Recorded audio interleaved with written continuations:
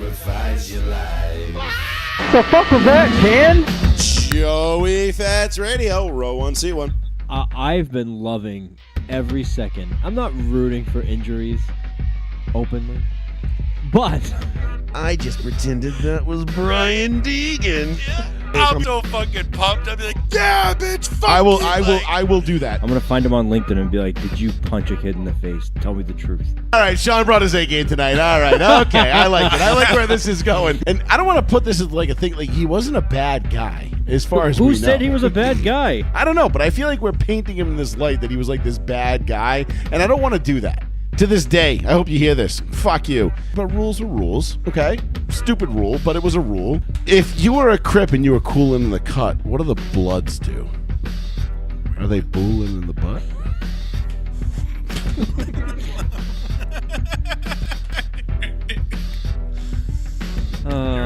Yep. Also, we are extremely juvenile, and yeah, whatever. Fuck you. All right. You fucking smacked me in the ass, you dumb fuck.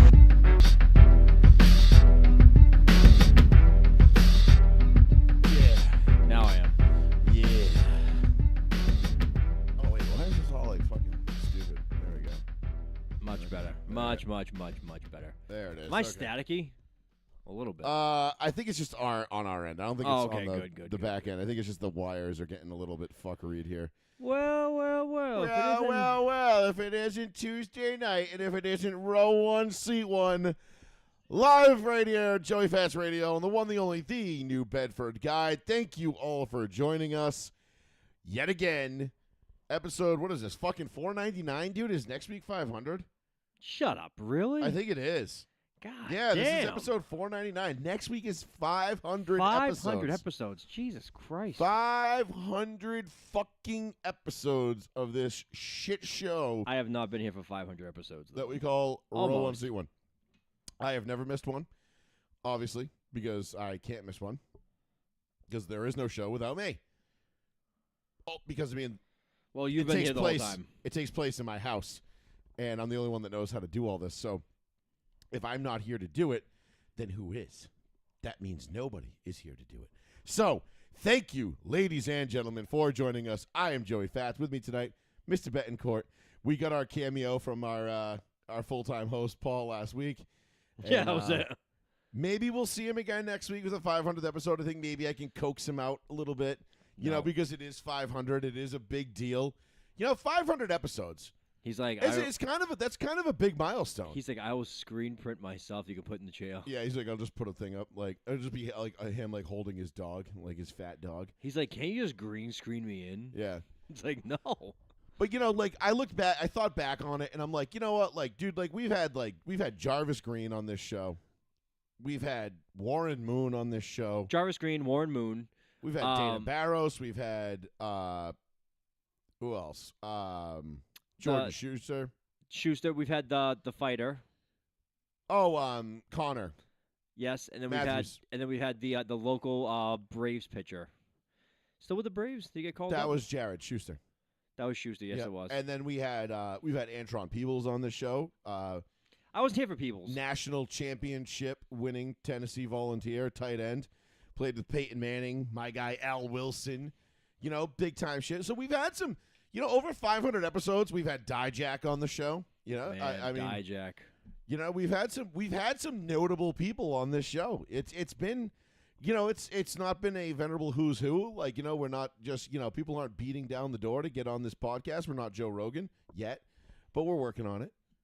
But we do a pretty good job, Joe Rogan. So thank you all for joining us. Episode 499 of Joey Fast Radio Row 1 Seat 1. It's wild to think that it's been 499 shows. That next week is going to be our 500th show. That's pretty insane to think about, like, timeline-wise. And I'd have to go back and find out because you only missed, like, the first year or so of shows. No, it was a little bit more than that. I think it was a couple. No, because you came on in 2014. Was that 14? We started in November or October of 2013. And then you came on sometime, in 2014. Really? I thought it was 15 or 16. Nope, because by 15 we were in Fairhaven. Right, that's when I came on. No, you came on when we were in the little fart locker on Ingraham Street behind Ma's Donuts. Yeah, you did. Because you were there. You're right. That was third floor. Because You're right. that was the 2014. That was when I had to talk you and Hilchey off the ledge about getting rid of Brady. That was the say something I'm giving up on you. Brady, Kansas City, blew out the Patriots. And I was like, guys, relax. The Patriots are fine. Yeah, who is? And everybody was like, this is it. This is the end. Get rid of Brady. Get rid of Belichick. And I'm like, calm down. And then you won a Super Bowl. Yeah, literally that season. Yeah. Yeah. I had to be the fucking voice of reason for the Patriots fans. Good Yet times. again. Good times. It was good times. It was great times. But That was load up in the off season, and then you lose 2 out of the first 4, and you're like, what the fuck is this? yeah, I mean, again, that's why the first month of the season really doesn't mean much. It really it's doesn't. It's important because the wins still count the same in September as they do in January or December.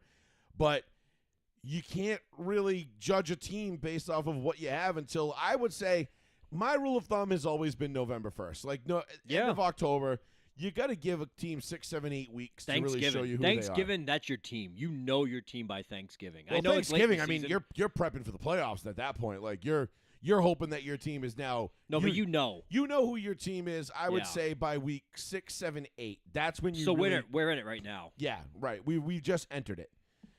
And this is the portion of the season where you kind of can figure out what your team is. Oh, God, yeah. Now, like, we're going to get into your Patriots with another the AFC East division leading Patriots, mind you. And being the Patriots fan that I am and saying that this could have happened earlier in the season, even before the season began, I said, listen, we're one slip up away. And I said, we can talk on the show because we watched the Buffalo game last night. If you didn't watch the Buffalo game, I did. It's become Buffalo said the whole offseason, we'll just let Josh handle it. Coaching, we'll just let Josh handle it. Front office, we'll just let Josh handle it. The guy can't do everything. We've seen this story with Cam Newton years ago in Carolina. Or I was going to say an even better example with Aaron Rodgers in Green Bay. The same story, the same script. It's the same shit where they're just like, oh, we've got the quarterback, we've got the coach. Fuck it. We can make this work, and that's all that matters. And we're just going to go ahead and do that. So no help. With no help, you're like, oh, what do you mean? What do you mean you need a wide receiver? You're Josh Allen. Go fucking throw to nobody. You're Aaron Rodgers. Here's Jeff Janis. I say that all the time, but I'm fucking dead-ass serious. We don't need a defense. Jeff Janis was a real receiver for the Green Bay Packers. For a while. Who, like, had to make actual plays in big spots for the fucking Green Bay Packers. And they were like, what do you mean you need more than that? So they're going through the same thing with the Buffalo Bills, but it's working out in the Patriots' favor because, again, the Patriots, for the first time since Bill Belichick left, are now a well-coached unit. They have a direction. I do think they have some significant flaws, and we'll get into those as we roll along here. Sure. Over the next hour and a half or so. Yeah. But we'll get into that. We'll get into the Bills. I think we're too hyped up, which is actually really annoying me right now because I like being the underdog, especially since we're about a year too early, and now everyone's like, this team might not lose again. It's like, come on, guys. It's like, just shut the hell up. Just calm down. Yeah. Calm your tits. Like, listen. You can't go from one extreme to the other. Listen, you beat the Bills in Buffalo. Great win. Okay? But let's calm down with the fucking Drake May is the next Tom Brady because they went down to New Orleans and beat the worst team in the fucking league. And let's not mince words. The New Orleans Saints are pretty bad. Are the worst team in the league. I think the Jets have that title, to be honest with you. No, actually, I think the Jets are better. Because the Jets have actually been in all their games. Every one of them. Dolphins have been pretty bad, too. Dolphins, still better. They at least have a quarterback. I mean, listen, Tua, Spencer Rattler, I'm taking Tua 35 out of 10 times. I don't know. I don't think I want Just Tua saying. anyone in my team. So the Saints are the worst team in the league, which, I mean, that we've said many a times. They're a shit tier. Yes, lives. they are. They're a shit tier team. They are the worst team in the league. I'd say maybe the Tennessee Titans are close to them, too. Oh, after the last few days. But we'll get into them as well and get into them firing their coach. Stupid. Inexplicably. Stupid. Just another just ignorant, dumb move by the Tennessee Titans.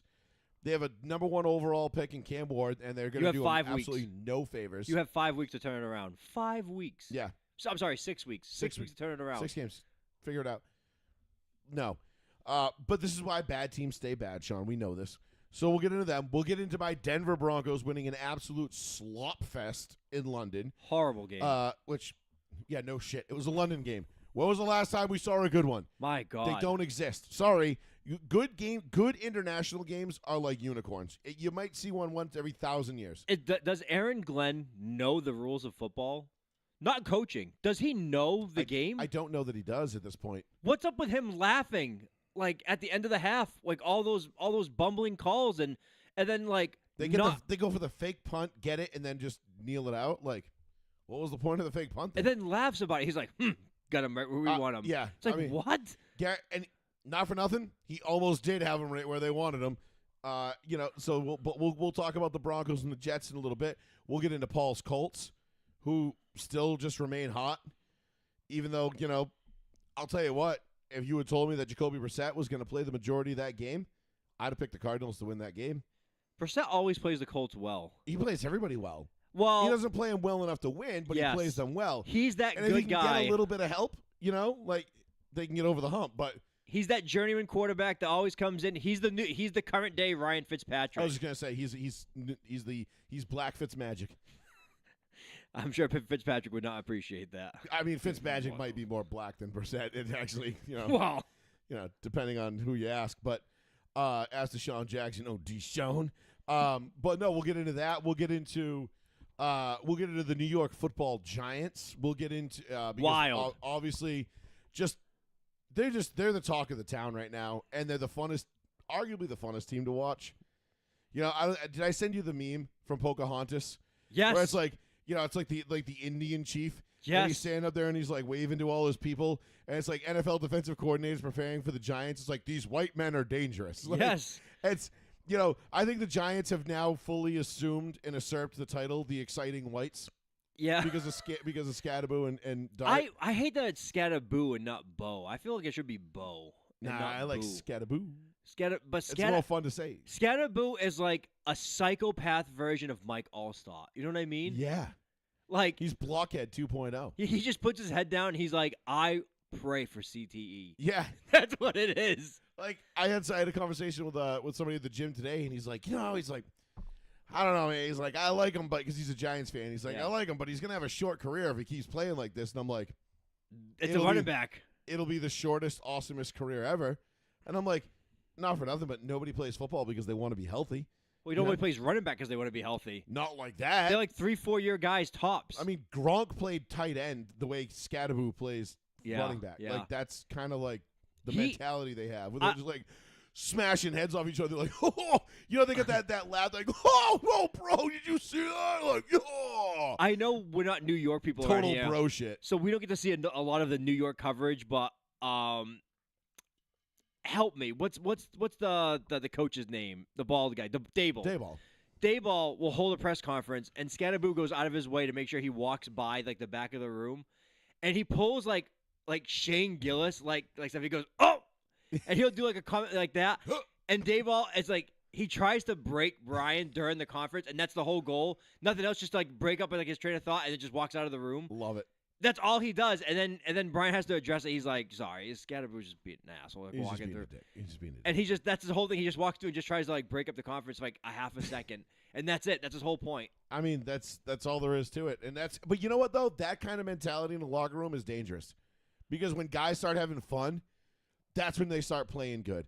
And we'll talk about that as we get along here over the next couple of hours. So we'll get into that. We'll get into it's Dega week in NASCAR, baby. It's my favorite fucking time of year. Yeah, you love Talladega. Dega, bitch. Love it. We'll get into that. We'll get into the week that was in NASCAR betting because Ty Dillon may have just fucked my guy Slick Willie out of a championship. Out of a championship, really, by pulling one of the most Bush League bonehead dumb shit moves I've ever seen in my entire life. And if NASCAR doesn't take action against it, then I will have lost most of my hope. God damn. We have the video. We'll show you the clip. We'll show you what happened. I mean, it's basically like the Asian lady in South Park, and she's like, how much warning do I have to give to change 8 lanes now? None? Okay, good luck, everybody. And just takes the exit. And just takes the exit. And my boy Slick Willie was the lone loser in that situation, because Ty Dillon ain't doing shit. He ain't going to the championship. He ain't in the playoffs. But my boy Slick Willie gets a DNF. Also, I think I was actually kind of lucky because this was the first time all year I did not bet on Slick Willie. Damn. The first time all year I didn't bet on him. So maybe it's me. Damn. Maybe I have to spend the $10 and lose it for Slick Willie to have a good finish. And if that's okay, if that's what it takes, then I'll do it. But we'll get into that. We'll get into a little bit of playoff baseball, which has been absolutely fucking fantastic so far. We'll get into that Brewers play from last night. Was it last night or 2 nights ago? Last night with the off the wall. It did not look like it was off the wall. Thank God for replay, because that's one of those times that replay really helped out. Oh, it was in his glove, and then it bounced and ricocheted out the wall, and he just grabbed it again, so he didn't catch it clean. And the player rightfully tagged the base, thinking it was like, I'm going to have to, go back and touch the base and then try to score. But he didn't need to because it hit the wall, but he didn't know that. Yep. Because it was so far away. But, yeah, oh, man. It was just a close fight. But the Dodgers ended up winning that game anyway. Yeah. I think they were up 2-1 when I came upstairs. As of right this minute, so but that's going to be a great series. I'm all in on the Mariners. They're up 2-0. I want to see Milwaukee and Seattle in the worst way. Because I know it's going to different. be. I know it's going to end up being LA because they're just so fucking stacked. But Milwaukee's given them everything they can handle. So far through game 1 and even into game 2, from what I was watching earlier. So we'll get into a little bit of playoff baseball. 774-992-8702 is the phone number. If you want to give us a call, get your thoughts, your comments in. Phones are open. I just don't give a shit about the Blue Jays either, though. Like I just don't care. They have nobody on that team that I'm really I can really get behind. Vlad. For.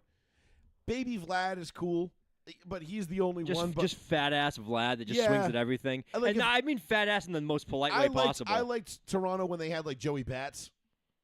When they had Jose Bautista a couple years ago, and they were getting in a beef with Texas, and they were throwing hands, and those teams. I like that team. I was like, all right, I fuck with this team. They're cool. But now I'm just like, meh, it is what it is. Right. So, what do you want to? What did we want to start with? Oh, before we get into anything, actually, Sean, I did want to say one thing, because we'll get into all the shit we just mentioned, but all the rants. I took Viagra today for the first time. Are we gonna be a Blue Chew sponsor? As a pre-workout. What? I did supposed to get the blood flow going. I did arms today, and I had heard through the grapevine that Viagra made a phenomenal, basically nitric oxide. You take nitric oxide to increase blood flow. And anything else. So it is a blood flower. They're just take Viagra, and I was like, huh, that's a good. So I bought 10 tabs off a friend of mine, and I had started off with a half, a third, and then I took the other 2/3. I didn't really feel anything, and then today I took the full dose, and I went and banged out arms, and holy shit, let me tell you something, Viagra with pre-workout might be the greatest thing of all time. You want to talk about an absolutely skin-splitting pump? I mean, I felt like my biceps were going to rupture. It was awesome. I had veins popping out of places I didn't know I had veins. You should write to Blue Chew tonight and just be like, listen, I am looking to have an ad for a sponsorship. Not for the typical ad read you're looking for. I have a new way of doing an ad read for you. I could do it. You know what I'm saying? I'm just saying it was awesome. Now, the only drawback was when I got to the gym, and the only drawback in my head was I got to the gym and I was like, please no attractive females. Please no attractive females. Please no attractive females. But I was like, you know what? It's not going to matter. I'm just going to work out. If there is attractive females there, I'm just going to work out so hard. The blood just goes to where I'm working out and nowhere else. Like nothing else is going to function like that anyway. And then I get there and there's 4 or 5 really, really attractive females. I'm like, fuck. But I busted my ass so bad it didn't matter. Nice. It didn't matter. I was looking at my forearms and they looked like road maps. I was like, whoa, this is sick. I was like, that's funny. I've never thought of it that way. Well, it's a vasodilator. It doesn't make you horny, right? People think that Viagra gives you a boner. I'm like, no, it's a vasodilator. It increases blood flow. Yes. To everything. Yes. So opens. If you're working out and you're working biceps and triceps, every morning I wake up and you need a little revive, little Call of Duty thing. You get that bonus of the blood flow from the Viagra. I can see the. No, I'm not gonna do it like every day. No, you would But, like- destroy the effects of it. That's what I'm saying. Like, I don't want to get like so like accustomed to it that like I need like 2 pills instead of 1. And then it's like, fuck, I got a boner lasting more than 5 hours after I'm done working out. Damn it. You go to the hospital, they're like, "Yo, what are you doing?" You're like, "No, I'm just going to the gym." Yeah. What the fuck? Your They're doctor's like, like, dog, you got a huge ass boner. And I'm like, yeah, dude, I just gotta work out. Sorry, man. Like, gotta get this blood out of my dick. they would into just, orifices. the doctor's office just straight up not believe you. They'd be like, "We just don't believe a word you're Yeah, saying." they're like, no, sir. I'm like, no. Like telling you, man, Viagra is a They're like, pre-workout. no. It's like it's a total thing. They're like, "We just don't believe you." I'm Is just it? not gonna lie to Is you. it bro science? Of course, it's bro science, but it works. It fucking works. I'm just telling you. I did it today. It works. It works very well. I had the most skin-splitting pump that I have ever had in my entire life, and I'm like, I dig it. It's a 35 and a 10 and a 45, but this one's heavier. Yeah. I mean, I hammer curled the 75s with perfect Wow. form for Wow. 15 reps. What, dumbbells? Yeah. Damn.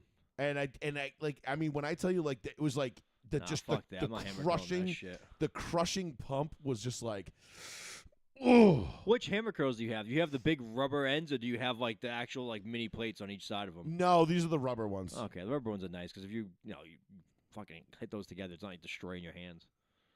Nah, I mean, I don't give a shit about that anyway. I'm not a fucking bitch, you know? No, I'm Fuck saying your like hand. you forget it. You know what I mean? No, I don't. But The plate ones hurt if you like clang them together by accident. nah, The rubber ones are fine. just a little dingbat. You know what I mean? Just a little ding ding, bro. You know, No, little clanky clank. no, it's a bitch. Keeps your muscles shocking, you know what I mean? Ready to go. But anyway, it was awesome. I fucking loved it. Okay, good to know for the future. Now I have to add that to my like checklist of like try this out. Oh, I can give you a couple tabs if you want before you leave. Yeah, but I'm not. I would say yes, but then I'm like I don't. But when are you I- going to go to the gym? Yeah, I don't. I have like a gym in my basement. That's all I do. Like, Yeah, I- just pick out those fucking those Bowflex dumbbells, crank them up as high as they'll go, no, I have the preacher curl and and everything then like just that too. bust out fucking. I told my You're wife. the best.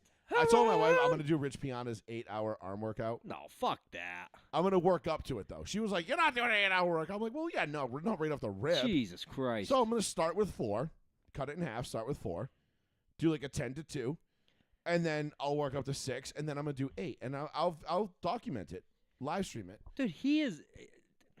I'm on nowhere near amount as much gear as he was on. 'Cause Not even I'm close. not on any gear at all, but I want to try it. You know what I mean? Like I kind of want to do it. When did he die? Was it 17, 18? It was at least 6 years ago now, or 7 years ago. It's coming up on a little while now. Yeah. 2017. He was 46. Yeah, he was young, but he also did. Well, he was also the size of a fucking car. So and he also did an absolute fuck ton of illicit drugs, and up to and not including cocaine and also the size of a fucking car. So- and okay, all sorts of other crazy shit. Yeah, I don't So, want to try that 8-hour arm workout. I do. Yeah. I want to try it. I'm going to try it. I Good don't luck- know how good far luck I'm to going to you. get. I honestly don't know how far I'll get, but I just want to see like what it's like to just spend 8 hours in the gym one day. No, my arms would be gassed after like an Well, hour. that was my only thing. I was like, You're gassed. Am I going to be doing like skull crushers with like 2.5 pound dumbbells at the end of this thing? Probably. Yeah, probably. But that's why I feel like I have to work up to it. You know what I mean? So I'll start with 4. That's like the old adage, how many like curls could you do with like a 5-pound dumbbell? And you're like, oh, I could do like 1,000,000. And then Well, like by you the time say 8 that. hours goes by, like your arm is like you're so tired. Like You say you can do 1,000,000, but I mean probably 5-pounder. Let's see. I honestly don't even know how to count that. No, neither do I. You know what I mean? I feel like my grip would give out before my biceps. like did. Mr. Beast paid a guy with a bodybuilder $1 with a 1-pound dumbbell to curl, and I think the guy got to like $1,700, and he was just like, "Yo, my arm's dead. Like I can't do it anymore." Yeah, I mean, like, at what point are you like, okay, I can get to 1,705, but it's only $5. Like, who gives a shit? Yeah. I've already made $1,700. So, that makes sense. But no, I don't know. I don't know how much. I don't really train for reps like that. No, So no. You know what I mean? Like my whole regimen has been pretty much strength based. Like, Yeah. so it's been 3 to 5, 5 to 8 reps, Yeah. like tops, in most shit that I do. for major muscle groups like arms. I mean, my arm days are usually like 35, 40 minutes tops. That's perfect. That's if that's I right- that's right in your just do wheelhouse. arms, it's all I need. That's wheelhouse. That's And perfect. you know, it's why I don't have amazing biceps or triceps. They're very strong. Yeah. They're bulky, That's all you need. but I don't have like, you know, I'm not getting on stage at Olympia, but No. I kind of want to see like how big I can get them. You know what I'm saying? So we'll see. I don't do that But I'm shit. gonna try it. But and you know what? I'll probably take like 3 or 4 Viagra that day too. So, you know, just extra. Your pumpy. poor wife. She's like, Jesus Christ! Like, Jesus. you fucking just not tell me when you're gonna do this. I'm gonna come home and be like, I'm gonna be like that like goofy meme where I just slam open the door, like the belt in my hand, lose the pits. She's My like, God. What? For the 5th time today? I'm like, shut up, bitch. My God. I didn't marry you to say no. That Poor poor thing. woman. She'll be all right. She'll be all right. She's a trooper. I trust her. 774-992-8702. Did you find out? Did you hear that GTA 6 got delayed again too? I don't care anymore. At this point, I'm just like, it's never gonna Don't come care. out. Nope. It's never gonna I come out. don't care. You know, my brother brought up a great point today. GTA 6 has cost more to develop than it was to build the Burj Khalifa. Wow, that's fucking pathetic. Isn't that crazy? That's pathetic. That's absolutely nuts. So That's people stealing money at that point. no, because if you remember, Rockstar is actually one of those game developers that do an absolutely fantastic job with paying people what they should be paid. They firmly believe in paying people what they're worth. So if you remember, I think it was GTA 5. There was a song we used to use it on the show all the time before we got too big and we got flagged for everything. Beep beep, not to toot our own horn, but you know, you get flagged for everything. tootly now. toot. When it was a song by the Scat Brothers called "Walk the Night." You can look Yeah. it up. We've played it a bunch of times. It was like a late '70s disco-ish kind of song. It was a really badass song. It was really cool guitar riff, and it was really sweet. And to keep it short, Rockstar put it in Grand Theft Auto 5. And they insisted on paying royalties to the band. Well, when they found out the whole band had died, Yes, that's right. they were like, okay, well, we'll give it to the next person. They're all dead. Scoured the fucking earth, and they found the one last Was it a remaining niece or something like that? relative. It was like a third cousin or something. They didn't even know they were related to these guys in the band. Right, and they were paying them. And then they paid them the royalties because they're like, nope, we've got to pay everybody. We're doing it. It's like that's the right thing to awesome. do. And I was just like, you know what? I'll buy every Rockstar Grand Theft Auto that comes out ever for the rest of my life. That's pretty cool. Which at this rate will be 1. So, you know, whatever. I'll buy GTA 6 because, you know, I have this fucking kick-ass $5,000 fucking, you know, gaming machine behind me. And all I do on it is iRace. And so, you know, or play, you know, the occasional Command & Conquer. I can't believe how long it's taken this game to come out, but whatever. That's a I mean, whole when you story. spend $250 million on a third-party developer just to develop water physics for your game, I mean, it's got to be insane. It's going to be fucking, like, it's got to be the greatest game of all time, right? You would hope so. I have faith, but it got delayed again. But anyway, all right, let's get on to some sports shit. I would say, quick rant. Yeah, Can you pull up the picture I sent to the group chat? sure. Can we start with that? I want to start with a rant tonight about how any of us watch NFL games, right? Now, Joey, you and I are NFL diehards. We watch most games. We obviously talk about sports weekly. We talk about You're talking about the Mahomes one, right? yeah, we talk about plethora of sports, but you know, our bread and butter is tends to be football. Naturally. I am so fucking burnt out of ever seeing a PFF stat for the rest of my life. I never want to see one again for the rest of my life. I'm pretty sure I've been leading the train. On, Of course you have. No, you've been leading this train for a while. I like I stats. want my credit. Thank you. No, I like stats for a degree. Now, Joey's going to put on the screen a stat that popped up whenever the Chiefs game was. Was it last night or was it 2 nights ago? It was the Sunday night game, Sunday right? night, yep, against the Lions.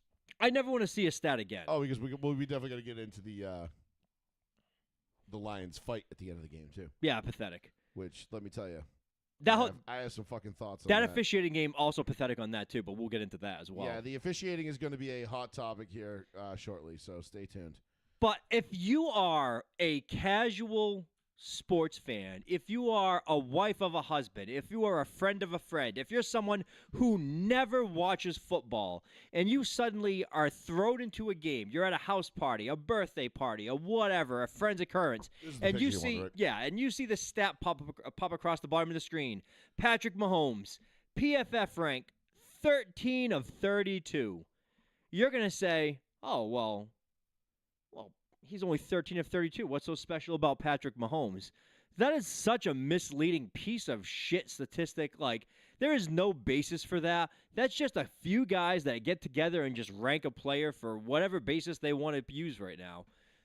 What person in their mind would ever rank Patrick Mahomes 13th out of the starting 32 quarterbacks? Because, well, Flyman, glad you asked. Because, Ridiculous. well, when you do the math, and if you carry the 1 and then divide by 17.2 times pi, you will find that Patrick Mahomes is actually not the greatest quarterback that you've ever seen. He's middle of the pack because we use stats like DVOA and advanced metrics, and this is how we compile these statistics. That's by what the they way, do. and it's like, sir, have you ever had sex? Sir, that is not part of the equation. Okay? That's not part of the equation. It is not that. I am not here to answer. And gentlemen don't kiss and tell. Okay, it's like, why are you wearing a fedora? Excuse me, sir. Fedoras are very in style. Okay, and I do not kiss and tell. Okay, but DVOA is a very advanced metric. Okay, and you need to learn it, or you just simply, sir, you don't know ball. This is why I fucking hate PFF. Just Because why? Because you know what Pro Football Focus is? But why is it on the bottom of my screen? Why is this an official stat? Because somehow the NFL is because it all comes down to betting. Did they buy PFF? It's fantasy numbers and betting, dude. Did they buy them? I don't know. I honestly have no idea what the relationship is. It's PFF, stupid. Pro Football Focus, and advanced metrics. Okay, these were created by Bugman. Yes. Which, if you don't know what a Bugman is, he's the 155-pound, 6'1", 155-pound. Wow, that tall, huh? Dork that's never played a fucking sport in his life. Oh, he's less than 150. And all he does is sit at home playing fucking like Ultima Online and Doom or fucking He plays Madden. Come on. or Portal, whatever the fucking nerdy shit he is. And he really wants to be involved in sports, but he can't actually physically do the sports. So what does he do? He goes home and he sits there with his glass. If you look at the actual numbers, and they come up with these quote unquote advanced metrics, which mean absolutely fucking nothing. Nothing. In any way, shape, or form. DVOA is always the one that comes up all the time. Right? And Sean, what does DVOA stand for? I don't know. Deviated something or other. I don't even know what DVOA stands for I don't either. anymore. You know why? Because I've had sex and I'm not a faggot. So I don't know what DVOA stands for because I actually watch football and I understand how the game works. So I don't need some fucking idiot in, some fucking high-rise hotel in New York or condo in New York who's decided to compile 72 different numbers. Defense adjusted value over average. Oh, okay, yeah. That's a very I'm sure Bill Belichick's got that one on every fucking sheet he's got. Yeah, let me. What's the Matt Patricia? What's the DVOA on that guy? What was our DVOA last game? All right, we gotta get better there. We gotta get better with the DVOA, guys. Okay. PFF doesn't like us, so we got to get better with the advanced metrics, okay? I know we're 14-0, okay? But PFF has us ranked as like the fourth best team in the league, all right? I know they've got us ranked below a 9-7 team right now. Yeah. But we got to get better, all right? No, fuck you. Fuck your advanced metrics. Fuck your little fucking DVOA, your PFF bullshit. PFF is the biggest garbage website that I have ever seen. They're useless for They're even useless for fantasy, to be quite honest. At this point, they're not reliable. They're not reliable at all. This is the same fucking website that had the Broncos ranked as the worst roster in football last year. 32 out of 32. And they won 10 games. And you know what? Maybe I have them to thank for me making all that fucking money that I bet on the Broncos to win over 9.5 games. Plausible. because maybe Vegas actually listened to these fucking idiots It's plausible. and took it into account. PFF is the biggest waste of fucking time, resources, and energy, and anyone who cites PFF immediately goes into my do not talk to, block list. I had a kid on Twitter the other day that I got into it with, and he's like, sorry you don't understand advanced metrics. And I'm like, sorry you've never had sex, faggot. But I don't understand what the difference is. Guys can have bad years. Guys can play down. Your eyes will tell you if a guy is playing bad. Sean. It's not all just about the stats, especially in football. I don't give a shit. If we're gonna argue semantics about a football player, semantics would be like, who's better, Brady or Manning? Right. That's semantics because they're both excellent. But then you need semantics to you need okay. Right, you gotta split Brady had hairs. 55. Brady had this. Brady had this. You have to go into details on those type of arguments to make your case because But I don't you need some to. fucking egghead to tell me. Correct. You know why? Because I watched the fucking games. Yes, but then you don't. Why do you have Patrick Mahomes is 13 out of 32? You can't give me 12 better quarterbacks than Mahomes right now in the NFL. Absolutely not. And if you can, You're lying. if you can, the You're lying. NFL owners are idiots. Then You're lying. You're just lying. Look, if you want to sit there and pretend that Sam Darnold is somehow better than Pat Mahomes right now, I would or laugh. or that Baker Mayfield is better than Pat Mahomes, and I love Baker, brother Baker, the touchdown maker. Maybe that's my this dude. season. Okay, I can make the argument. Maybe this season. No, he's not better. Playing better. He might listen. Just because you put up bigger numbers doesn't mean you're playing better. Because let me tell you something. At the end of the year, who do I think is going to go further? The Chiefs or the Bucs? Mahomes. Probably the Chiefs. That's right. Is Mahomes going to put up the better numbers? Maybe. Questionable. But guess what? Mahomes didn't put up great numbers last year, and they still got to the fucking Super Bowl. Correct. Now, we knew that there was 5 or 6 games in that whole regular season that we were like, wow, they really should have lost that fucking game. Yeah. But, the Baltimore Ravens had a toenail out of bounds. They got a fucking bullshit block kick against the Broncos. Bullshit pass interference against the Bengals. They survived, a litany of other teams just survived them somehow, some way. And we were like, how are they doing this? We don't know. But guess what? They're playing on Super Bowl Sunday again. Right. And I don't give a shit and then they got blown out. Yeah, they did. But guess what? Philly was like one of those teams last year that kind of caught lightning in a bottle. And you're seeing it this year because Nick Sirianni is still a retard. We have never wavered on this. No, I still like him as a coach. They might have the best, or if at worst, the second best roster in the NFL, and they should be 6-0, and they're 4-2. Yes. And they are the most questionable 4-2 team you've ever seen. Like the Rams right now, I know they beat them heads up. I'll take the Rams over them. In the NFC. I will take right now. I know they beat the Bucs. I would probably take the Bucs over them in a 1-game shot. I'm just saying, they're doing dumb shit. Nick Sirianni is reverting back to idiot Nick Sirianni. Yeah. So my whole point of this whole thing is to get to your point. If you think Patrick Mahomes is the 13th best quarterback in the league right now, It's embarrassing. I don't know what to tell you. Now, this might play well with your little fantasy nerds. And this is what I hate fantasy Not even in football fantasy now. either. Fantasy doesn't make any sense either because he still does well in fantasy. He puts up good numbers, but he's not putting up What he was in 2018, 2019. right. No, He's not come putting on. up 50 touchdowns that one year. Which remember when we told everybody he'll never see that again, and everybody was like, "Whoa, bro, he's only going to get better." Dude, Come on. I still And we were can't. like, "Dude, he's not even going to come close." And Dude, for the life of me, I can't believe that argument of we were telling people, do you realize how difficult this is? Teams will see him more and more. They'll get used to him. He will come back down to earth, and people will be like, no way. He will only get stronger. And I'm like, he's not a fucking Sith Lord. This isn't Star Wars where he's like Darth Vader, getting no more shit. powerful across the galaxy. So we said that he threw 50 his second hold on. It was his second year in the league. His first full year as a starter, he threw 50. And we said, yeah, that's not going to happen. Again, he'll never do that again. His second year, he came out and threw 26.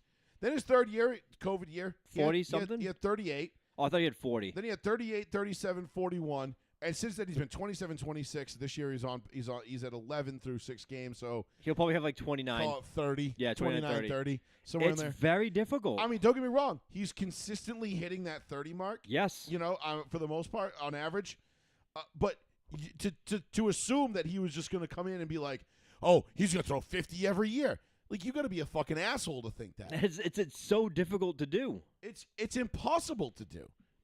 Like Peyton Manning had the best 3-year run of any quarterback ever when he went 37, 55, 39 from 2012, 13, and 14. And that's next to impossible to do. And then in 15, his arm fell off, but he won the Super Bowl. Yeah. So go figure. But you get my point. That's how it works. But this PFF shit, like this advanced metric shit, Dog shit. and I'm glad that I feel like most people don't even give it a second look. Good. Most people like you, me, like nobody I talk to ever like Good. cites or quotes PFF or like repost their shit. It's just embarrassing for like Because- casual fans to just be like, oh look, he's 13th ranked. It's That's- a slap in the face. That's all it's for, dude. It's for the casuals that play fantasy football that want to feel like they're one of the boys at the water cooler on Monday morning talking about football, even though they have no fucking idea. Like, I got into an argument with a kid one day at work, and I was like, when Roger Goodell took over in 2006. And he's like, Goodell didn't take over in 2006. I'm like, yeah, he did. He's like, no, he didn't. He was like 2012, 2013. I'm like, no, it was way longer before that. no. I'm like, it was 2006. And he's like, nah, dude, you should look that up. I'm like, who the fuck do you think you're talking to right now? Yeah, it's been a long time already. I was like, motherfucker, I've forgotten more than you've ever learned about this league, and that was just this morning. Paul Tagliabue is rolling in his alive I'm like, grave. Paul Tagliabue retired in 2005. Yeah. Handed the reins over to Goodell in 06. I was like, I've been driving this fuck Goodell bandwagon since 2006. So you can kindly shut the fuck up. Yeah. And try to tell me. He's like, no, it had to have been like 2010 at least. No. This and that. And I'm like, listen. People I don't said, pay attention. I said, I'll look it up, but I'm going to have to bet. You're going to have to bet me $100 right now that I'm right.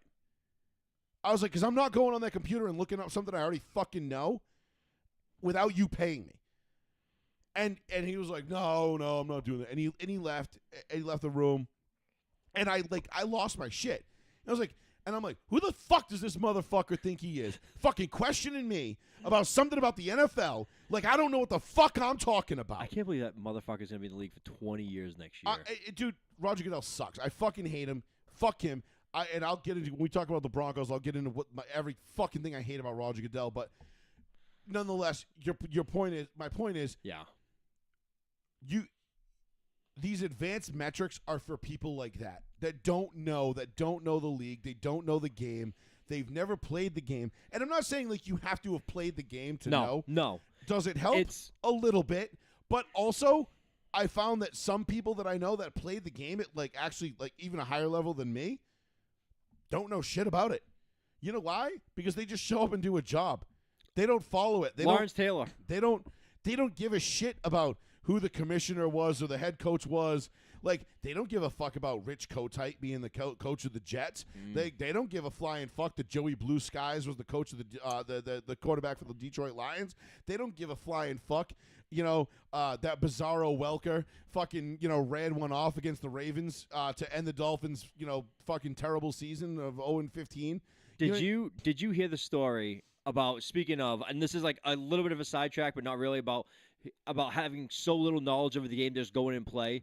Phil Simms talked about it on the HBO special there, like Inside the NFL, whatever it is. Mm-hmm. Talked about Lawrence Taylor. He said Lawrence Taylor showed up a full quarter late to a Giants game because he was driving by the stadium and he said, oh shit, there's a game going on. Forgot that he was playing in a game on a Sunday. Oof. Showed up at the beginning of the second quarter. They benched him for a series. For the next 3 quarters, he had 3 sacks and an interception and a forced fumble. Of course he did. He said he was driving by the stadium, forgot that there was a game, saw the stadium was packed, and he's like, oh shit, I have a game today. Pulls in, and this is all a true story. He goes, I'm pretty sure we were playing the Redskins. And he goes, he showed up a whole fucking... He was probably on like a 28-hour coke bender. Probably. You know what I mean? Probably didn't even know where he was. And then Phil Simms says that he goes, I'm pretty sure it was like right after that, he said like, hey, if the Giants, if the Eagles lose, we'll win the division. And Lawrence Taylor goes, oh, is that right? Who's in our division?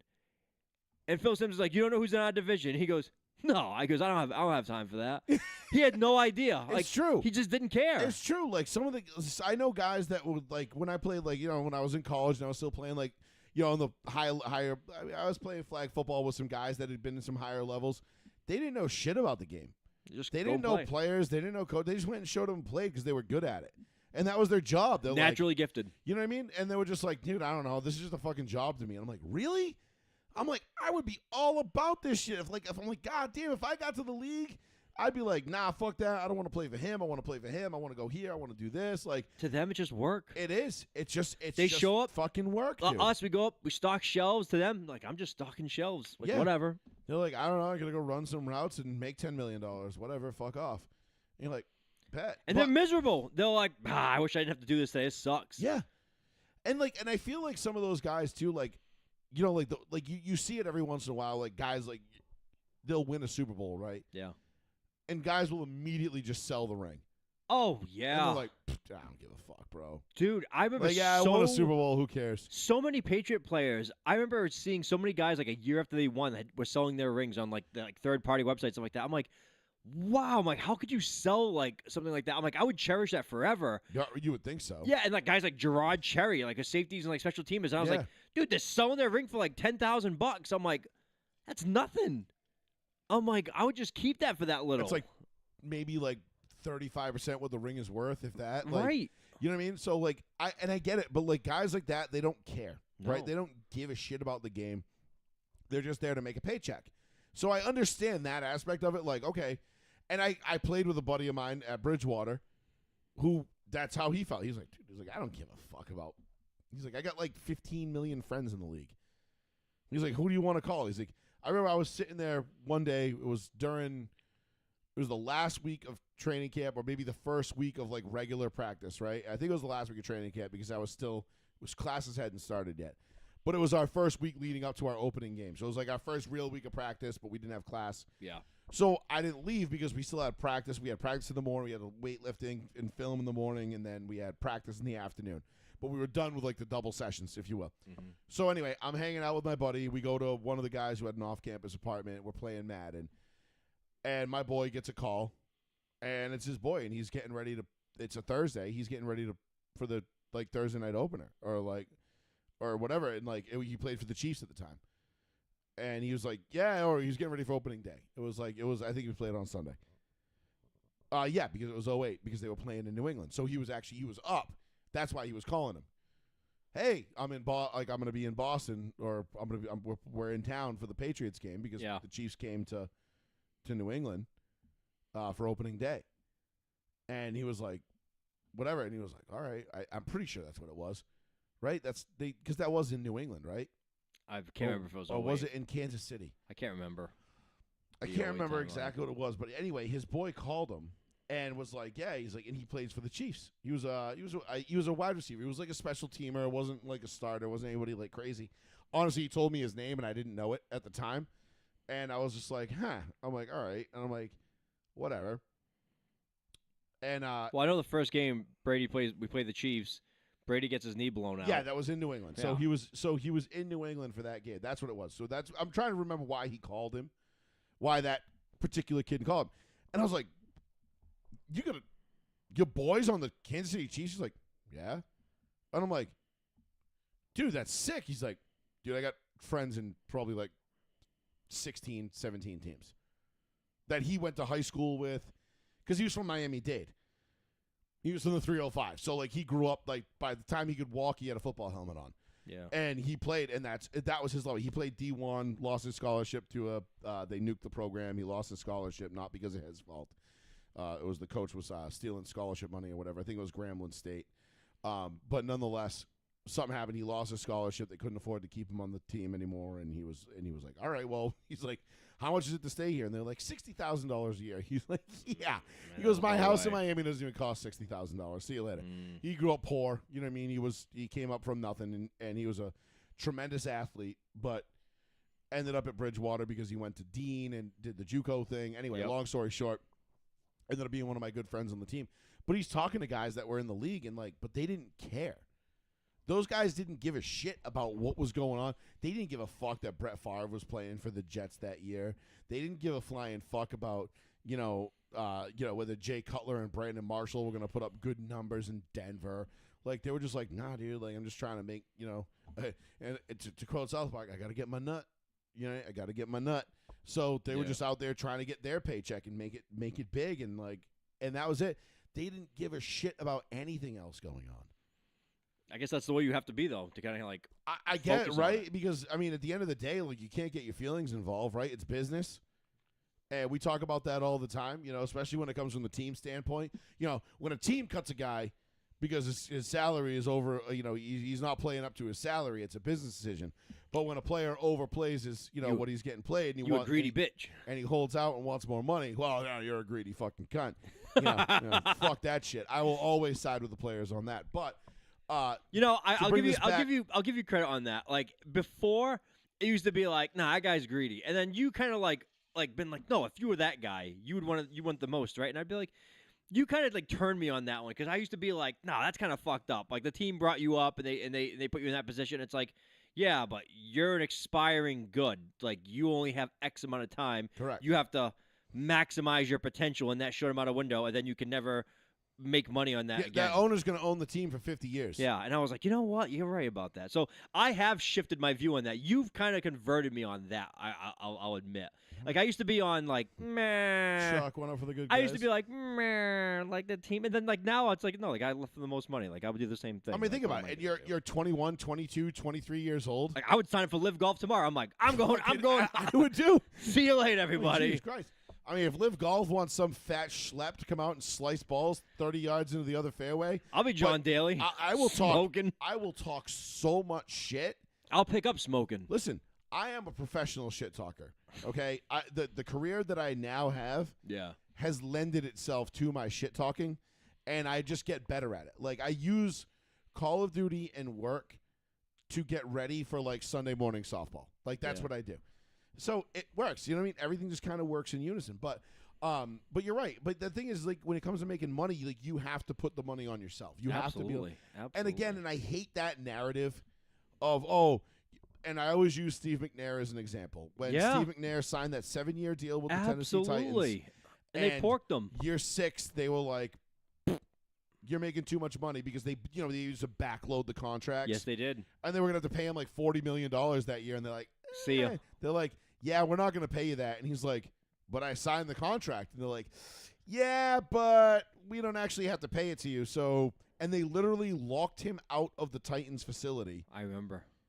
And then he ended up getting cut and went to the Ravens. Yeah. And everybody was like, oh, it's a business decision. Steve McNair isn't going to win the Titans any games and this and that and the other thing. And I said, hold up. I said, if Steve McNair has played hurt, injured, he has cut his teeth for that team. Like, legit almost Run died through for that fucking team. walls for that team. And you couldn't even honor, even given a restructure to keep him around? That team kind of cost him his life, because he went to Baltimore, met the girl that ended up killing him. Yeah. I mean, it's just... So... The Tennessee Titans are a shit-tier organization, and this is a perfect segue into that. Because they just, again... But just to put a happy little bow on this conversation before we get into the Titans being shit, this is why I always side with the players. If Steve McNair, who did everything that was asked of him and more, can get told to go fuck himself by the organization in the final year of his contract when he's supposed to cash in big, this is the year he's been looking forward to. I'm going to make my $40 million. I'm going to see this $100 million or whatever it was, $90 million contract at the time come to fruition, and I'm going to get, 40, 50% of what's owed to me this year because I did the team a favor. I did them a solid all the way along. And then the owner turns around and says, fuck you. I will never, ever, ever fault a player for not trusting ownership, not trusting the league, and only going out and playing for themselves. I don't care if it's a bad look. I don't care what it looks like. You got to go get your money, bro. I understand that. Because, Earl Thomas, another perfect example. Remember when he got flipping off Pete Carroll on his way off the field with a broken leg? Yep, for franchising him. For franchise tagging him, knowing that his fucking career was basically over at that point. And he was like, fuck you, Pete, you fucking piece of shit. After everything I did for you as a player. But that's what it is. Like, unfortunately, that's the game. That's the shitty part of this game that people don't understand. And they only see it from a, look, he's playing for my team, and I only root for the laundry. I don't root for the player. I'm like, okay, that's fine. You don't have to, you're going to have players come and go. Like I said, team's going to be there for 50, 60, 70, 80, 100 years. Players are going to be, you'll forget about players in an instant. But don't fault the player for trying to get their money while they're there. Ever. Please. 774-992-8702. Joey Fats Radio, row 1, seat 1. Live right here on the one, the only, the New Bedford Guide. Quick shout-out, Village Sweet Shop, by the way. 300 Elm Street, Paid Nairn. Candy store down in the Village. Open Tuesday through Sunday till 5 o'clock p.m. So go down and get your fix. Halloween's coming up. I know you all need some candy. Go down and get your shit. Even if you don't, Thanksgiving's coming up. If you want arrangements, you want gift baskets, Christmas, everything. They got deluxe fudge, Hanukkah. Jelly Bellies. Fucking Chanukah's coming up, bruh. You know what I mean? Yom Kippur. I forget the Jewish holiday calendar, actually. I should know it better. I did spend a sizable amount of my childhood with Jewish friends, but I forget all the little holidays that they had in there. But I would show up to work, show up to school, and my two best friends would be not there, and I'd be like, "What the fuck?" And they're like, "It's Yom Kippur, dude. Like, what the fuck?" And I'm like, well, "I didn't know this." I'm like, "When are you gonna tell me you weren't gonna be there?" I'm like, "I got the first period," and I'm like, "What the fuck? Who the hell am I gonna hang out with? Now I gotta fucking hang out with Steven Glansberg over here." The guy's like, "Hey, that's not my name." Yeah. Jesus, Steve Glansberg. I gotta go hang out with the fat, smelly kid that smells like fucking gross onions and buttered popcorn. That's a real thing, by the way. I won't mention his name. He's a girl now, but Jesus Christ. yeah. Pretty sure his name's Alice. Nice. I hope he hears this. He's not. You're weird. You're fucking weird. You know, we just transitioned into that was not pun intended. That was not pun intended. Pun intended. Not at all. We were transitioning into the Tennessee Titans. Thank you. Scumbag. Brian Callahan getting fired after only 24 games. And not only that, fucking 5 games in. You know he's only 6 months older than you. Yeah. Crazy. I know. It's kind of depressing if you're me. I'm like, where did I go so wrong? My dad wasn't fucking Bill Callahan, so that sucks. But whatever. Yeah, that's the biggest thing. It definitely helps. You know what I mean? He got his first job with the Denver Broncos 15 years ago. Yeah. It's like fucking come on. 2000. He was a Josh McDaniels hire, wasn't he? Yeah. Yeah. He was coaching assistant to McDaniels. Yep. And then McDaniels got fired that year after he got caught cheating, videotaping the San Francisco 49ers in London. Of all places. Good old London. Fucking, and they blew us out anyway. But no, the Tennessee Titans are a trash franchise because not only do they fire Callahan, you don't even give the guy a fucking chance. They don't give him 2 years. You give it not even 2, a year and a half. Not even a year and a half. Not even. And you give him 6 games in, 6 weeks into to having the number 1 overall pick in Cam Ward, and you're like, gone. Nope, you suck. Fuck you. See you later. Now, I'm not saying Brian Callahan was the answer at head coach. In fact, I would be highly inclined to believe that he's not. That being said, he should have been allowed to see the season through and see what he can do if he can, in fact, develop Cam Ward. Now, we talked at length about Cam Ward coming into this season. You know I'm a big Miami guy. I watched almost every single one of Cam Ward's games last year. Correct. What was my biggest thing that I said about Cam Ward coming in that I didn't like? That I said he wasn't pro-ready, right? No, he wasn't. He needs good coaching. You know why he wasn't pro-ready? Because he holds on to the fucking ball for way too long. He did it at Miami. He would sit there and pat the ball, almost Drew Bledsoe-esque. Patting the ball, patting the ball. Now, he did have athletic ability, but he would wait for the big play to come to him. And it almost, and a lot of, in college, listen, with Miami, it worked out. They had a pretty good year. You know, they lost some games down the stretch. They got fucked by the playoff committee, which I don't know if the playoff committee is going to be able to fuck Miami again this year because I think Carson Beck is doing too good of a job. But to my point, Carson Beck is doing a better job than Cam Ward did last year, and Cam Ward went number 1 overall. Carson Beck probably won't even be drafted. Carson Beck's probably going to be a 3rd-round pick. 5th or 6th. If he get, like I said, if he gets drafted, because he's old. I think he's what, 25 now. Is he that old? Is he like what's his name over in I think he's the Rams? Bo Nix. I think he's like Bo Nix's age because he redshirted. I think this is his 5th year. Oh, well, I'm thinking of Bennett over in the Rams when he was like 35 years old getting drafted. Oh, you mean no, Andy Dalton?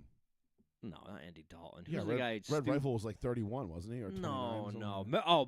Back in the day, out of Florida State, Chris Winkie was 31. Yes, okay, Chris Winkie. Dude, didn't he win the fucking Heisman? He was like 31 years old. I think he did actually. That was pathetic. He was bald. Yeah. I'm a grown man playing a child game. I remember. I think we were like high school, like we were early 20s, and I remember Chris Winkie winning the Heisman, and I was like, that's a man. I was like, how is he even eligible? The fact that, like, I look up some of these guys' ages, and I'm like, that dude's 6 months younger than me. I'm like, what the fuck? Yeah, Chris Winkie's 55 right now. What the fuck? He's 15 years older than me. Holy shit. All right. I mean, that adds up, but. He was born in 1970. That's crazy. And he won the Heisman in what, like 98, 9? 01? 01? Was it 01? It had to be 01. We were in high school, I think. No, I think it was earlier than that. What, 2000 then? I thought it was 90s. I forget, though. I know, like, Woodson was what? 2000! It was, all right, so 2000. Sheesh. Yeah, I would have lost on the under there, but pathetic. But my point, the whole, what we were talking about, Cam Ward. Yeah, I'm sorry. That's all right. This is what we do. This is how we do things here. We go down rabbit holes. If you don't like it, don't listen. 30 years old winning the Heisman, it's cheating. Dude, that's crazy. That is nuts. I would be pissed. You know, I forgot about that detail. You know what I mean? Like, that's one of those, like, little details that, like, because he was, Florida State, right? Yeah, Florida State. He was a Seminole. Yeah. But imagine, like, you're a 19-year-old, and you're like, oh, shit, I'm up for the Heisman. And, like, who else is in my competition? This 30-year-old man. And, like, what the fuck is he in college for? Right? Like, he's been here 11 years. How is he even in college? Is he going for a double doctorate? Yeah, he was a late bloomer. But, yeah. But Cam Ward, my biggest thing with Cam Ward was that he held on to the ball too long. Yeah. He didn't get rid of it. He wasn't on time. Now, he has tremendous athletic ability, tremendous throwing ability. I think his arm talent is live. I think he's a good leader. I think he knows how to run a football team or at least an offense. And I think his future is going to be bright. Now, sure. But he was going to be kind of a raw project. Of course he is. For the Tennessee Titans to basically tell Brian Callahan, like, fuck you, like, 6 games into the season, I don't know. I think that's a pretty bad look for the Tennessee Titans because, again, this is why but, Sean, what do we talk about all the time? Bad teams stay bad. Why? Because they trade A.J. Brown, in the middle of the season. They fire Mike Vrabel. They get rid of Ryan Tannehill. They draft, fucking, what's his name, puts mayo in his coffee. Then they didn't give that kid a fair shake either. Will Levis never got a shake. Do you know what would be the most Titans thing of all time if they did? What, they fucking brought Eddie George back from retirement? Close. I'm on the same track. They bring back Frank Wycheck, Terry Collins. Nope, you're right there. Steve McNair skeleton. You're in the same timeline. We're in the same multiverse. We're running parallel. Dyson. We're right there. Javon Curse. Coaching. Oh, Jeff Fisher. Yes. Yeah. I mean, they do have the opportunity to do the funniest thing ever. And just bring back Jeff Fisher and be like, you know what? We need to reset. We're okay with 8-8 because at this point, 8-8 is a giant upgrade. And like, you know what? They fired Jeff Fisher, who was the king of 500. You know what I mean? And they just And Vrabel was the best. But the thing is, they fired Jeff Fisher, not realizing that, like, oh, maybe it wasn't Jeff Fisher was the problem. Maybe Jeff Fisher wasn't the problem.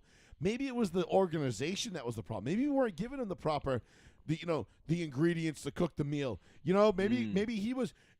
What if? And I'm just saying, what if Jeff Fisher was taking cat shit and turning it into a 3-star, like a 2-star Michelin meal? You know what I mean? Like, I'm just saying, now we have to look at the organization as a whole. And I mean, if you haven't been doing this for the last 10 years, 15 years like I have, then you just haven't been paying attention. But that's okay. I pay attention for you, and then I tell you what to think so you don't have to. That's what's been going on.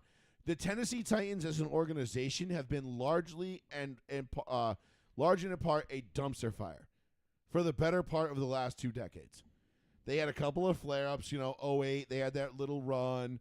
When else were they good?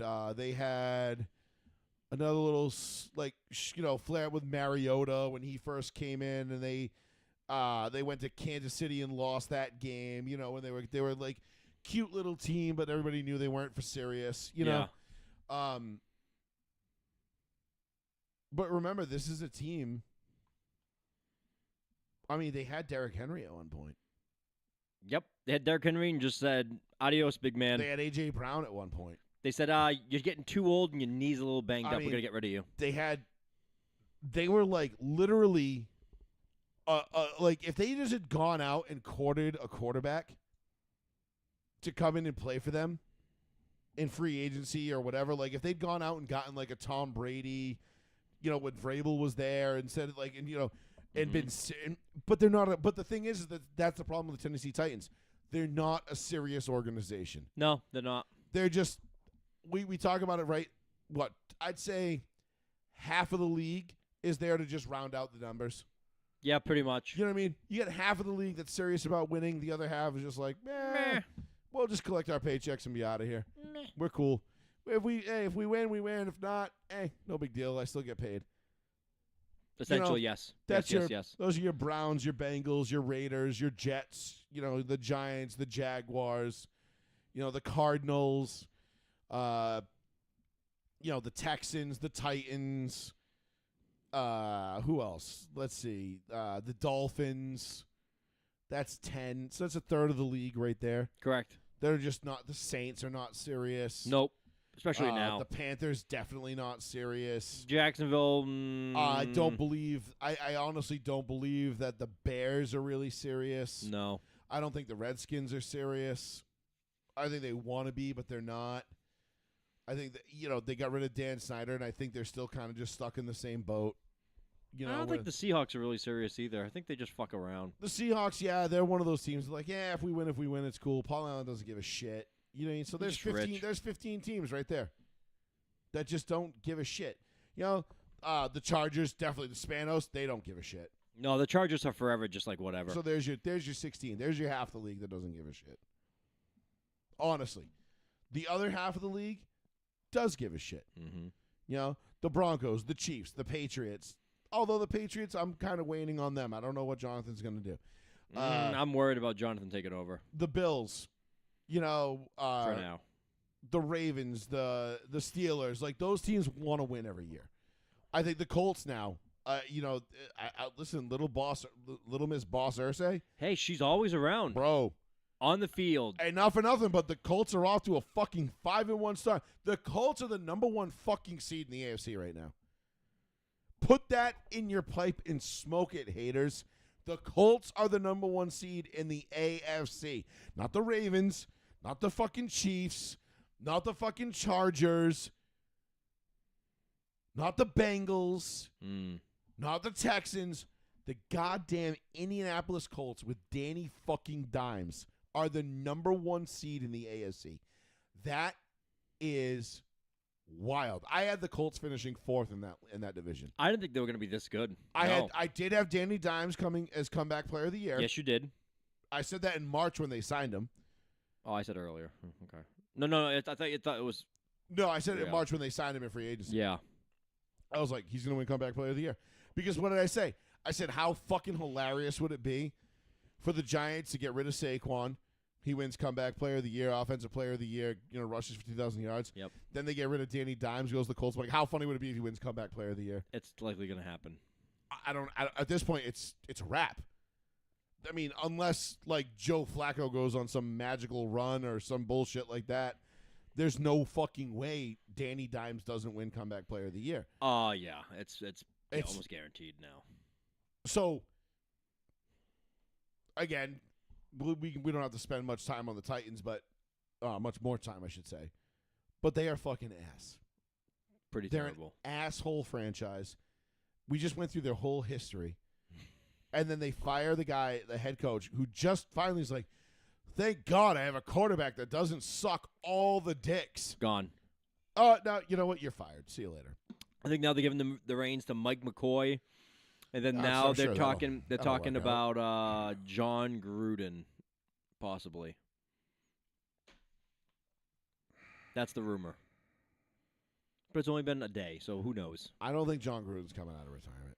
In fact, I don't know that the NFL. John Gruden wants the NFL wants John Gruden to coach again so he can shut up. That's why the NFL Yeah, I wants was him gonna to come say back. that might be the long term play. The NFL wants him to come back because the NFL doesn't want him to talk. But John Gruden, I feel like John Gruden as a media personality, It's is funny. He's like one of my fucking all time favorite people. Like Brian Baldinger, John Gruden. Just screaming to the mic, banana 42 wide, Like- pina colada. Like I fucking love John Gruden. Like he's just I don't know. There's something about John. He's unhinged. Because listening to John Gruden talk about ball is the best thing ever. Because it's like it's the same reason why I watch the Manning Cast on Monday nights. Yeah, It's football for football nerds. yeah. I don't want to sit there and listen. Like no offense, but like I don't want to sit in a room with like you, me, and like one of our friends talk about football. Like no, I'd rather sit by myself and listen to Peyton and Eli.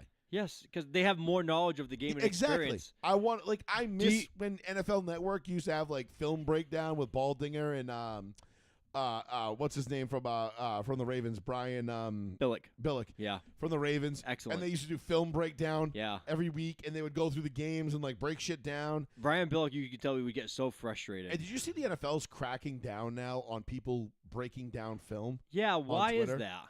I think, but copyright shit Oh, give me a fucking because break. they don't want them using they don't want them using it. Yeah. Oh, listen, man, the NFL's, they're all about the.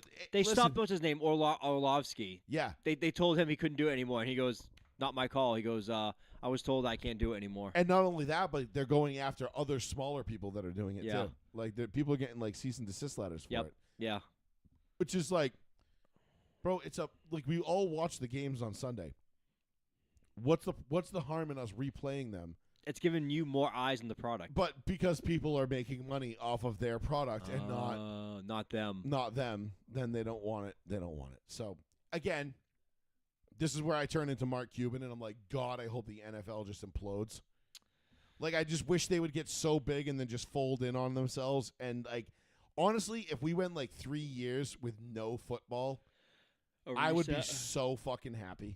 Yeah, it'd be a reset would be nice in theory, but it's never gonna happen. No, the NFL is bulletproof in every sense of the word. What was I just gonna say? It was gonna like fucking piggyback off of that, and it just escaped my mind. Well, we were talking about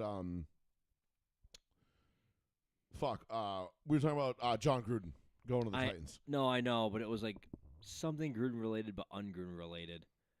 Lawsuit, No, coming God back to damn it. coaching. Sorry, it'll come to you. Nah, it's all right. Don't hurt yourself. Nah, fuck it. I can't remember. It was something stupid. It was like funny something Gruden did, and it was just like stupid. Oh, it was fucking Gruden when he does like he has players come in, and he had this quarterback class come in. He had Jackson Dart come in, and he was like, Wow, great job. He asked Jackson Dart. He goes, tell me your pre-snap Yeah. like thing, and he's like I clap, and he goes, you clap, and he goes, show me your pre-clap. He goes, I go, and he goes, if I want to get like really like fast, I go. And he goes, are you fucking kidding me? He goes, and John Gruden was like I love To speed it up, you clap twice. And he goes, "That's it." Gruden is so fucking funny though, because he expects, like, he knows the games in and out. Like, so do you ever do the Immaculate Grid? I think I sent you the link. Yeah, sometimes it's really fucking hard. Oh, and I it's suck. It's really tough. Like one day it was horrible. It gave me Colts Vikings, and I was like, I think it's defensive lineman, and I was like, I have no fucking clue. I couldn't think of anybody. Colts and Vikings. Defensive lineman. A Colts Vikings defensive lineman Yeah, who was on both the Colts and the Vikings? as a defensive lineman. Oh, Yeah, I played on both teams because it was Vikings and Colts, and it was like quarterback for Colts and Vikings. I think I got the quarterback right because I think it was like someone stupid. It was like a journeyman. Let me see what today's is, because I'm just curious. Because I play it almost every day. But I take the running back was Joseph Adai because I got that one. Wide receiver was, but some of them are so fucking hard. All right, so today's is okay. So we got on the left-hand side we got Vikings, Broncos, Patriots. Yep. On the top we have Lions, Dolphins, and a career 10,000-yard passer. Okay, so Broncos, Lions, that's easy. Kanoe Kennedy.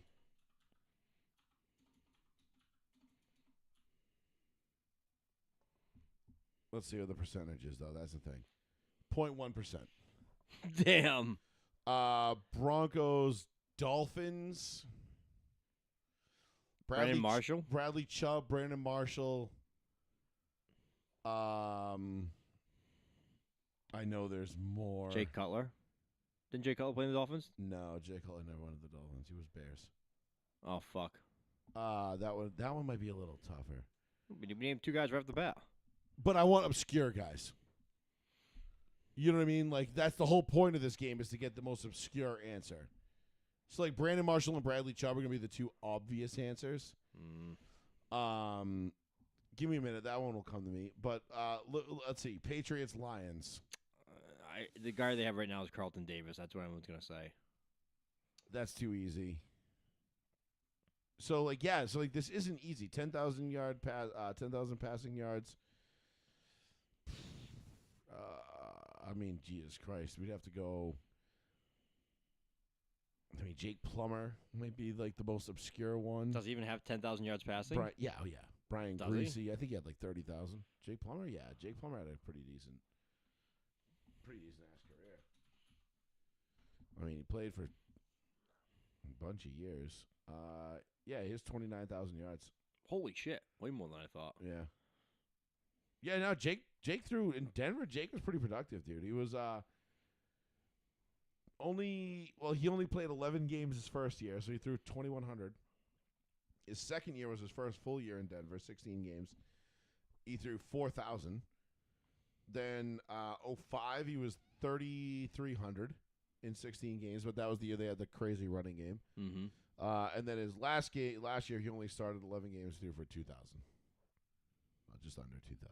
So, but yeah, no, the Immaculate Grid. But anyway, watching Gruden do this Immaculate Grid game is fucking hilarious, because he's like, how far back do you want to go? You want to go back to the 50s when this guy was playing? I fucking love this guy. You know, and like watching Gruden do that is so awesome, but it just shows you like how much like he retains. You know what I mean? Like, I'm trying to think, like, I'm like, all right, Broncos, Dolphins. Who played for both of those teams? Like, I know there's like, did Shiloh Kalo play for both of them? No, I don't think he did.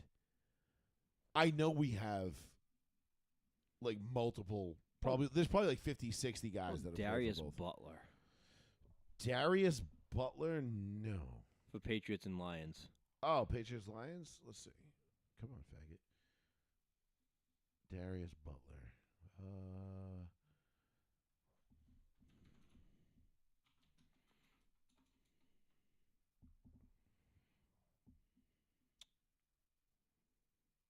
No. Close. You got the colors right. Colts, wasn't it? Damn. Colts and Panthers, actually. See, that's half my problem, is like, I'll remember a guy based on the colors of the team he played for, and I'll be like, oh yeah, that guy played for the Jets, and I'm like, it was the Eagles. Fuck, like, damn it, I had it. Goddamn colorblindness. Fucking, goddamn colors, dude. That's what kills me. Like, I get like the St. Louis Cardinals and the Cincinnati Reds confused all the time in baseball, like in the Braves, because they all have like similar colors. It happens to me way more often in baseball than it does in football, but nonetheless. But anyway, I don't think Gruden's going to the Titans. I think that's I don't think Gruden would take that job. Probably not. I don't think Gruden would take that job either. I think Gruden would cherry pick his job. Well, he's going to have to, because there's no way in hell Gruden's going to take a job that he thinks, like, he's not taking another Raiders gig. Oh, fuck no. Like, he's not jumping on another sinking ship that's going nowhere. So it ain't happening. He's cherry picking the owner. Yeah, for sure. But let's get into your Patriots a little bit. Sure, let's get into the Patriots. Let's talk Patriots Saints. Drake May. Obviously, Drake May looked great. I mean, he killed it. Dude, I'm gonna come out and say it. He's hitting that like elite form. He's not just okay. Let's all take a big fucking pause and a break. Calm the fuck down. But he's was not the New Orleans Saints. But I know, but I'm saying just the throws. He's not just out there slinging it. He's passing it. He's not just throwing it. He's passing it. Okay. He's putting good touch. He's knowing how to zip it in there. He's not just like, you know what I mean? He's knowing how to put the ball in the place at the right time and not overthrowing it, underthrowing it. He's throwing guys open. Yes, correct. He's starting to look like an NFL quarterback. That's what I mean. And I thought he always had he always passed the eye test last year, but he was bombing balls. But he was but he lacked a little bit of touch here when he should have, or a little bit of zip here when he should have. He's showing this now when I thought he would show this next year. So I think he's about 8 or 9 games ahead of where he should be. I feel like he's the Josh McDaniels effect. That's what I'm hoping. I'm hoping he's blossoming way earlier than he should. That's what I'm excited for. Okay. He's just showing it earlier. I know it's the Saints, but he showed it against Buffalo too, and he showed it against Miami too. But now it's 3 games in a row of this. I mean, listen, not for nothing. I had Drake May number 2 on my list coming out. The quarterbacks that I wanted. Me too. I had Jaden, Drake. I had Bo, and Caleb Drake. was 3rd. I had Bo, Drake, Jaden. Yeah. And again, I only said Jaden number 3 because I just don't trust him to be healthy for 16 games a year. Yeah, I think he's gonna die. And I mean, after watching last night, he's just getting straight killed. Yeah, he's getting beat the fuck up. That being said, I had Drake May as number 2 on my list. I am a big Drake May guy. You know I've been a big Drake May guy since he came out. Oh, God. As he was coming out. And I argued with everybody last year. And this is what pisses me off about Patriots fans. And not necessarily like you. No. But the fucking... The grand scheme of Patriots the fans. ones that, the Patriot fans that go and like pay attention to PFF. This is why I can't tell you. This is why I want to tell you to go fuck yourself. I fucking told you this was coming. I fucking told you this kid was good. You fucking told me you suck. I don't know, man. He's not that fucking good. He ain't that good. He ain't that good. He ain't that good. No, the kid's got talent. You just need to be patient. I mean, not for nothing. Mac Jones is kind of fucking killing it out in San Francisco right now. Y'all jettisoned his ass out of here, too. He had a rough game, I think, this past week, didn't he? Yeah, the whole fucking team did, though. Yeah. You know what I mean? They lost Fred Warner. Like, I mean, they Fred Warner. Poor guy. Fred Warner. Yeah, Warner.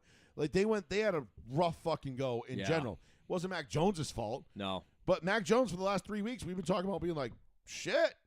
He's kind of killing it without, and Brock, like, to the point where, like, people are starting to question, like, is Brock Purdy even going to get his job back? Do we need Brock Purdy and all that money? Because, not for nothing, but Kyle Shanahan wanted Mac Jones the whole time anyway. He didn't want Trey Lance. Wanted Mac Jones, didn't get him. Now he's got him. And now it's like, maybe Kyle Shanahan's ego is going to say, I'm going to make Mac Jones look like the best fucking quarterback in the league. And it's going to be cheap money. Fuck you, everybody above me who didn't want him. And it's going to be cheaper money. Absolutely. But my point is, I told y'all Drake May was the fucking truth. I told y'all Drake May was good. Nobody wanted to fucking believe me. Everybody was saying, I don't know. I don't know. What don't you know? I don't know. Like, he's just, he's not putting up the numbers. Like, I don't give a fuck about your fantasy team, dude. Man. I don't care about Pro Football Focus, what they have to say. They regret that now. Did you watch the games? And did you watch what he did in those games? Correct. And if you did watch the games and watch what he did, then you would know that this kid's ceiling is fucking up here. Someone's working with him on stepping up into the pocket. And he used climbing to get, the pocket he rather used to than get, rolling out, running around, doing the Russell Wilson bullshit. You nailed it the first 2 weeks of the season.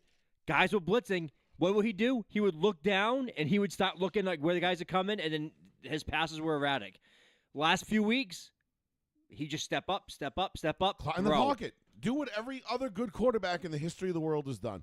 You know, I watched a 23-minute highlight video the other day. Yeah.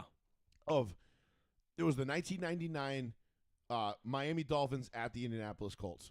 Dan Marino versus Peyton Manning in the RCA Dome.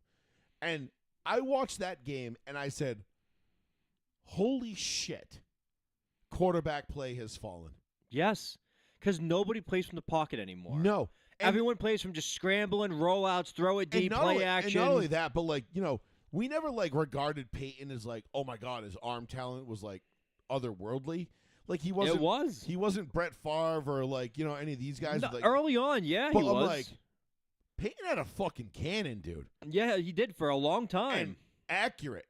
I mean, his accuracy with the said cannon was insane. Dan Marino was on a different level. Like, Dan Marino, to me, is not human. Yeah. I like between him, John Elway, and I would say probably Aaron Rodgers. Those are the three best throwers of a football that you will ever see, ever. And I don't think there's anybody that even comes fucking close to them in that. They're in a different stratosphere. But anyway, so Dan Marino was otherworldly good. Like, how that man never won a Super Bowl to me is just it's criminal. So in the way too early, I know it's week 6, and this is just talk radio. Drake May is on par to do what only 2 other quarterbacks have ever done so far. Mm-hmm. Right now, he's averaged over 250 yards, Sure, and a 105 or above passer rating every game this season. Only 2 other quarterbacks have done that for an entire season, and they've both won MVP that year. Kurt Warner, Nope. Brady. One is still playing. Nope, wasn't Brady. Really? You're gonna think that year he had 3 interceptions. No. 2010 Brady wasn't? No, he didn't win it that year. So Aaron Rodgers. Nope, wasn't Rodgers. One is still currently playing. Lamar. Not Lamar. Lamar never had that good of a statistical season. Really? When he was like 46? No, because he fucking runs it too much. Yeah, but he threw like 45 touchdowns in like 8 Yeah, but his passer rating is shit. He always has like his passer rating is garbage. It's always like in the 70s or 80s. Currently still starting? Yeah, active. Stafford? Nope. No, he never won an MVP.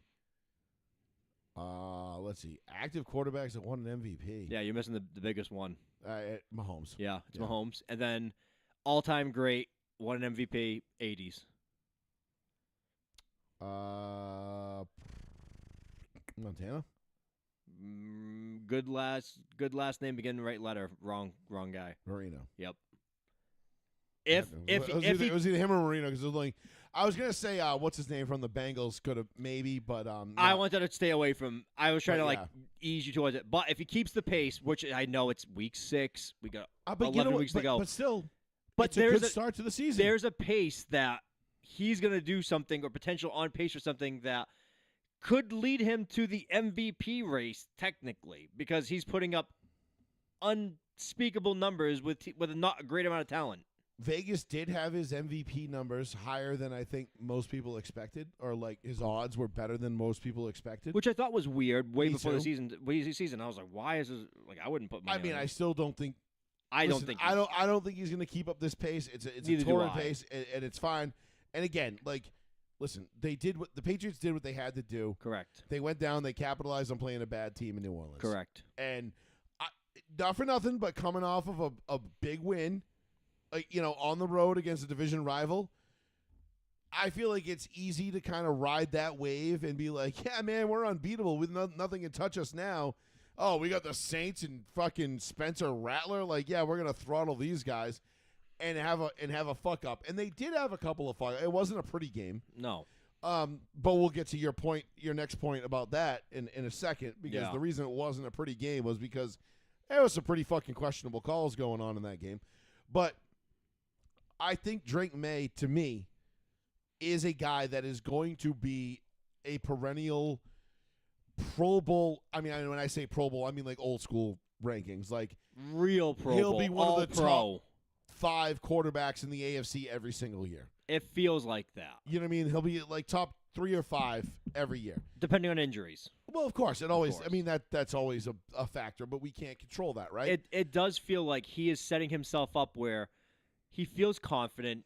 It looks like the confidence is there. He has the arm talent. It just seems like already, and that is the Josh McDaniels effect, where Absolutely, Josh dude. McDaniels is like, what are you seeing here? You should be seeing this. You should look for this. You should look for that. And you can tell it's working. And Josh McDaniels is better as an offensive coordinator than a head coach. By leaps and bounds. I don't like some of his play calling, but it's undeniable for me to admit that he does do great things with quarterbacks. I mean, Look what he did with Garoppolo. look what he did with Brady. Look what he did with Brady. Brady's best seasons were under Josh McDaniels. Correct. So So, look what he did with Mac Jones year one. Mac Jones year one was unbelievable. He was 11 wins or whatever the hell. How many wins? 10 wins. I think they were 10-6 that year, and went on the road to the Bills in the playoffs, right? Correct. And they got stomped, but Yeah, so he is a little bit like a quarterback whisperer where he helps like develop the guys along. if he had stayed instead of leaving Indy at the altar, and I think if he had just stayed in New England and coach Mac Jones, like Mac Jones would probably still be your quarterback right now. Yeah, Mac Jones probably had a successful Start to his career and been like, Absolutely. okay, and got off on the right foot. Now, because you look at what he's doing with Kyle Shanahan, another guy who is fine. renowned for his ability to coach quarterbacks. He's to quarterbacks what his dad was to running backs. Absolutely. In a lot of ways. But I don't know. I just think Drake May, like, if you didn't see this coming, I don't know what you were looking at, but you should have listened to me. Yeah. That was, And I told you Drake May is good. You didn't want to believe me. I'm telling you Drake May is good. And now all of a sudden everybody's like, well, he's the best quarterback in the league. And I'm like, whoa, calm down. I'm like, put off the again, gas. it is just the Saints. All right, Bo Nix had a great game against the Saints last year. Still couldn't win Rookie of the Year. Correct. Right? Because again, he was white and he didn't play for the NFC in the NFC East. So there was no way he was winning that award because, Ryan Clark and Stephen A. Smith certainly weren't voting for him. But that being said, Drake May is going to progress in this offense, and Drake May is going to get better, and the team around him is going to get better. I know everybody was like, oh, Stephon Diggs had a fucking monster night against the Bills, and I'm like, yeah, that's all fine and well. Like Against the Bills. You knew he was going to show out against the Bills, and that might be the last time we hear Stephon Diggs' name for the rest of the year, to be quite frank. It's possible. He could very well just be like, you know what? Came here to do what I had to do. I'm good. See you later. I beat the Bills. I don't think that's going to be the case. I don't think Vrabel's going to let that happen. But you got to know that, like, Stephon Diggs, I feel like he's one of those very easily distracted guys. Yes. And when something in his outside or personal life gets involved, I feel like he's going to just that's going to become the focus, and football becomes secondary. Like when Cardi B has the tertiary. baby. Yeah. What you talking about? I can't I do that can't voice. believe he fucking knocked up Cardi B. Like, you knocked up a date raping hooker. Like, what the fuck? Like, of all the bitches you could have knocked up. Anyway.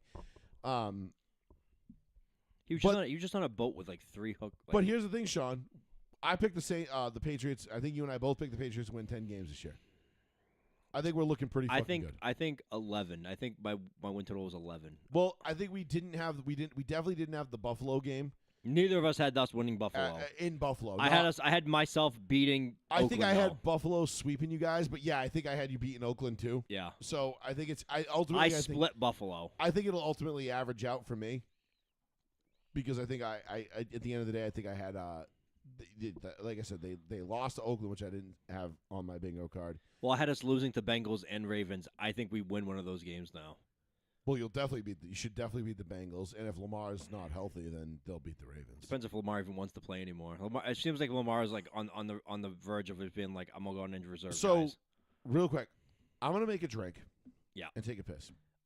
Oh, you want me to explain the? I want you to go off, Queen. Okay. About. And hold on, I'm gonna take my phone so I can listen. Yeah, please. Because I want to hear this. I'm I going want to hear you absolutely roast the refs. Hold on. I want to bring it back, actually. Before you get off, I want to go on to the actual Patriots play. Patriots ref. I want to get the exact reference. It's Adrian Hill, I believe. Yeah, you can switch it over to me. That's fine. No, I did. Oh, you already did? All right. Piss off then. Yeah, you already switched over. All right, It's so- gonna be a little bit. Yeah, that's fine. So as Joey goes and makes a drink, I gotta, because I have to take a piss and I need Yeah. to spruce. that's fine. And I don't have my fucking spruce boy here tonight. Yeah, that's right. Shame on him. Yeah, our full-time spruce boy / co-host. You know, is only making cameos these days. So Cameos and not the website that you pay him to like do videos for you. you know not what we those should cameos. do? We should fucking set up a thing where like Paul can cameo. You'll be like, "Hey, what's up? It's Paul from Row 1 Seat 1. I'm cameoing from my cameo spot." How much are we gonna do? Like 99 cents? Like no one's gonna do it. I would charge like 50 cents. Wow. We just get a bunch of people to do it, just piss him off. Right? He would just not show up and do it. He'd be so pissed off. So, Patriots, obviously, we're talking about that game, and people always complain about, don't bitch about referees, don't bitch about officiating, don't bitch about calls. I think there's a big to-do about bitching about this game specifically. And you can say, you're a Patriots fan, you won the game, stop bitching, stop complaining, but this is important to bitch about this one because this feels like it should be investigated. This feels like it should be something that the NFL or someone else looks into. You had a point in the game, early on in the game, in which Drake May had 110 yards and 2 scores taken away from him in this game. Think about that. You look at Drake May's final stat line, he had 3 touchdowns in total for the game and 290-ish yards or whatever he ended up with. He had an additional 110 yards and 2 scores taken away from him against the Saints. Now, that blows the doors off this game because this game was kind of close at the end, but it never really felt close if you were really watching the game. Early in the game, he has that long throw to Pop Douglas in the end zone, 50-plus yards. The very next series, same player throws the deep ball, Pop Douglas, bang, another 50, 60-yard touchdown to Pop Douglas again. Everyone is blown away. Like, I can't believe this happened again. Like the same player, back-to-back plays. Pop Douglas has over 100 yards receiving in maybe 7 minutes of play. Special teams is on the field. A flag comes on the field as the Patriots field goal unit and the Saints special teams unit is on the field. A flag is thrown. The flag is thrown and says, passer interference, Patriots. Everyone is confused. The Saints obviously accept the penalty because now it takes away the touchdown and it puts them back on defense. Mike Vrabel is in absolute shock. He's like, What are you talking about? Like, the play was reviewed. You said touchdown. He's like, well, it was a touchdown, but then the referee said it was passer interference. And Mike turns around and says, well, what referee? The referee right here that was in front of the play didn't throw the pass. It was like, well, it wasn't him. It was him. And the play was 40 yards away. So it was Stephon Diggs touching the back of the defender in front of him.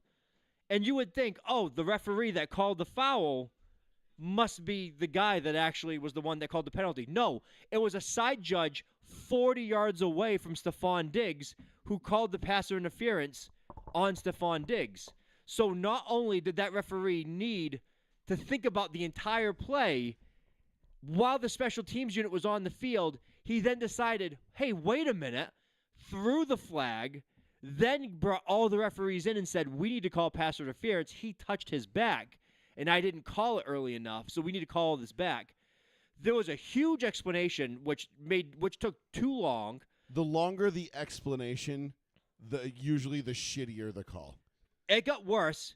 Then Mike Vrabel has 4 referees around him explaining this. The very next play, Drake May drops back, throws a bomb to Kayshon Boutte. It is about 10 yards over both Kayshon Boutte and the defender's head. Neither one of them had a chance to go for the ball. Nobody touches anybody. The referee, jogging backwards, takes his flag and fucking throws it so violently in both the direction of Kayshon Boutte and defender. They're both stunned. Like, what the fuck? How? He's like pass interference defense. Almost like an immediate makeup call. It did feel like that. I saw that sequence go down. Kayshon Boutte turns around in slow motion like stunned. wasn't this ineligible receiver because it was like 10 Kayshon yards? Boutte's like, nah, bro. It's like it's uncatchable. But almost like he knew it. Like this was nowhere even near me. Like how is this like almost like everyone in the field knew what was going on. I was scrolling through because obviously the Broncos played the early game, the 9:30 a.m. game. Yeah. Which we'll get into. I'll get into my rant in that in a little bit, but I was actually paying attention a lot to the Patriots Saints game. Not because because I am a closet Drake May fan. You know, and Vrabel fan. I love Mike Vrabel. I am a huge Mike Vrabel fan. Now I have to root against him. Yeah. For his entire tenure now. Of course. You know, I'm like he may as well be Hamas at this point. You know, like I don't know what else to tell you. You will disarm, or we will make you. Period. End of story. Drake May, he's like Osama bin Laden. I mean, I don't know. I don't know what else to tell you. Sorry. You just double all the Patriots thing with Allah Akbar from Team America. Listen, man, like everybody has their thing. Like everybody's like, oh, you know, fuck Israel, you know, fuck all y'all. And I'm like, listen, man, I might not be the biggest fan of Israel's current political stance, but I am definitely not a fan of the Palestinians. So Jesus Christ. You know, my only quick aside, my only gripe about this peace deal between Gaza, Israel, the United States, and all this other stuff, I didn't want it. I didn't want a peace deal. I wanted to just fucking pave Gaza. War. I want Hamas and Palestine just leveled, gone, all of them, every single one of them. I still don't feel like the deal is going to last forever. From the infants to the elders and everything in between. I feel like I want them wiped off the face of the earth. It feels like a temporary peace deal anyway, but that's besides the I mean, point. Hamas just carried out a bunch of their government just like fucking executed a bunch of dissidents this morning in the wake of the peace deal. So I'm sure, and you know, like Trump said, they will disarm or we will disarm them. They have a choice. But anyway, neither here nor there. But my point is like I would root for ISIS before I'd root for the Patriots. Yeah. But I was paying attention to this Saints-Patriots game, and I'm paying attention to my Facebook feed as the game is going on because I know how this goes. A shit call against the Patriots. My timeline just erupts. And I'm like, most of the time, I'm like, you fucking blowhards. Yes, like, correct. You guys suck. Shut the fuck up. Like, just deal with it. It's a bad call. It happens. Like, everyone's the victim of them. That one, I was like, oof. It's pretty egregious. I'm like, I didn't realize you guys were playing the New Orleans Chiefs today. You know what I mean? Like, and then it was particularly strange. And then the immediate makeup call afterwards, I'm like, okay, you didn't have to do that either. You could just let the game play out after that. Been like, hey, you know what? We made a bad call. You don't. Two bad calls does not erase one. Yeah. So, like, you know, the whole two wrongs don't make it right. Like, you don't get – no, that's not how this goes. I know the New Orleans Saints suck. I know the Patriots are probably – you know, their trajectory is – you know, right now it's heading for the moon. So, like, I get all that. But it was just weird. You don't need to do that shit. It was just weird things. Patriots tried a 2-point conversion, right? But are you surprised, Sean, that the second that we legalized gambling and all of a sudden That's the NFL what bothers me. The NFL is just all of a sudden introducing more rules, not less. They're introducing more rules because, again, like, we saw it, you know, and just on the topic of shitty officiating. Yeah. We saw it in the, I believe it was the Bears and the Chiefs game last night. Yes. Jaden Daniels got the hand, like, just barely grazed his helmet, and they called a 15-yard penalty. Yeah. Which, you know, could have been a game-changing penalty at that point. Awful. I'm like, can we get rid of that rule? Awful. Can we just fucking get rid of it? It doesn't prevent anything that you want it to prevent. It's accidental. It's not. The guy didn't throw a punch. If I can understand, you can give me the devil's advocate argument of accidental face masking. You know what? Fine. I will let you have that one. 15 yards for accidental face masking because it affects the play by you pulling the face mask even accidentally. Touching a fucking helmet when it's a violent game and you're trying to get by and there's body parts moving and you're both 250 plus pounds of muscle and beef and fat and everything else moving around and as hard as you can, you're gonna tell me if my hand grazes your hand grazes a helmet, that is roughing the passer. It's like, give me a goddamn break. That is not roughing the passer. What are we doing here? Same thing with a punter. You can't even touch a pube. A punter, I can almost understand because they are 100% vulnerable in basically the entire thing. But when the punter leaves the leg extended for an you know, for a period of time where you're like, that's not natural. That shouldn't be a foul. Yeah, Like, but when guys run by punters and the wind of the momentum of the player, and the guy's like, ah! I and do have they to just say, throw I do have to themselves. say that the roughing the kicker and the roughing the punter, like Just as on bad. the punts, have not been as bad this year. Because the players dive out of the way of the Well, punter. because they know better. Yes, like, they do. know better not to get even close to them because they're going to call it. So they're adapting, Yes. right? And that's fine. But the rule of the incidental contact to the helmet to the head, that shit's got to go. It's pathetic. We got to get rid of that, and we got to get rid of the quarterback slide. It's Those cheating. are two things. Those It's are cheating. It is, and those are two rules that need to absolutely be abolished. And the tush push. Cheating. 3 rules that need to be abolished. Cheating, cheating, cheating. And again, you know me. I've been consistent on this. I said the tush push is not a football play. It's a rugby play. How is tush push not an automatic penalty every time? It's because a false start every single time. it's a false start, and you're pushing the quarterback's head into another player, which should be helmet to helmet and cause a penalty. Fuck all that noise. You're assisting a player across the line. By his ass. Like that shouldn't be allowed. Like we had With your this thumbs. Matt Leinart and Reggie Bush, Notre Dame, 2005. Nope. Ring a bell? Anybody? Can't do it. You know what I mean? Like, no, they're not supposed to be able to do that shit. That's not football. That's rugby. You want to play rugby? Play rugby. Rugby's a perfectly respectable sport. But keep rugby rules out of football and vice versa. Mm-hmm. Done. Anyway, here is a video again, and this just goes in conjunction with what we're saying about shitty fucking officiating, and this shit needs. I don't know why this hasn't ended, but this is Travis Kelce against the Detroit Lions. Oh, I'm glad you played this. This is pathetic. Running a route and just basically crying for a flag, and then as soon as he throws his hands up, the ref's like, "Okay, you got that." All right, here he is. Defender's not even anywhere near him. Nothing happens. He throws his hands up. Oh, and there comes the flag. Wait, are you playing this? It's not. I'm not. Here it is. Like, what the fuck is that, dude? And the linebacker sitting there like, dude, like, what are you talking about? What do you mean that's a fucking flag? Like, pass interference on the defense? Like, fuck out of here, bro. And it was a shit call. It is a shit call. That's the old Patriot rule, though. And like, I'm the not 50-50 ball where you throw it up and hope for the best. I'm not obtuse. I realize the Patriots benefited a lot of time from that shit. Like, I get it because you were the Patriots. You had Brady. You got those calls sometimes because you're like, no, I do things perfectly. Of course, you guys must have been holding. Like, we do everything perfectly. Travis Kelce turned around and said, hey, he must have been grabbing me. I should have had that. Referee was like, you're right. Throws the flag immediately. Yeah. And it's just a trash ass. Like, again, I don't understand. Like, P.S. I'm gonna let you make your point. Kansas City Chiefs, 0 penalties. How is that possible? It's not humanly possible. How? Not possible. The refs. I mean, the NFL. I know the NFL wants the Chiefs get the back to 500. Paul, they need the Swifties.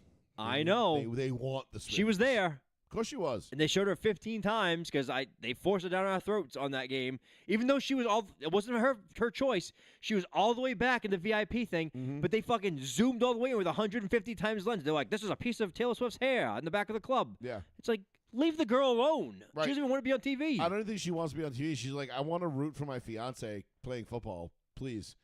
But you know what? He'll be done probably This year. He's done. I think he's retiring. I think after this year. I think this is his last year. 100%. He's doing all this. He did all the proposal shit, and she did all that album and shit, and they're getting married and having kids. That's done. Hit their fucking Yep, hit their peak. height, and they're out. And you know what? Good for them. Hell yeah. Good for them, man. I hope those 2 crazy kids make it. I really do. Because, I mean, apparently she's never had a real dick in her life. And, her whole song, she's like, Redwood. It's a euphemism for a penis. Penis.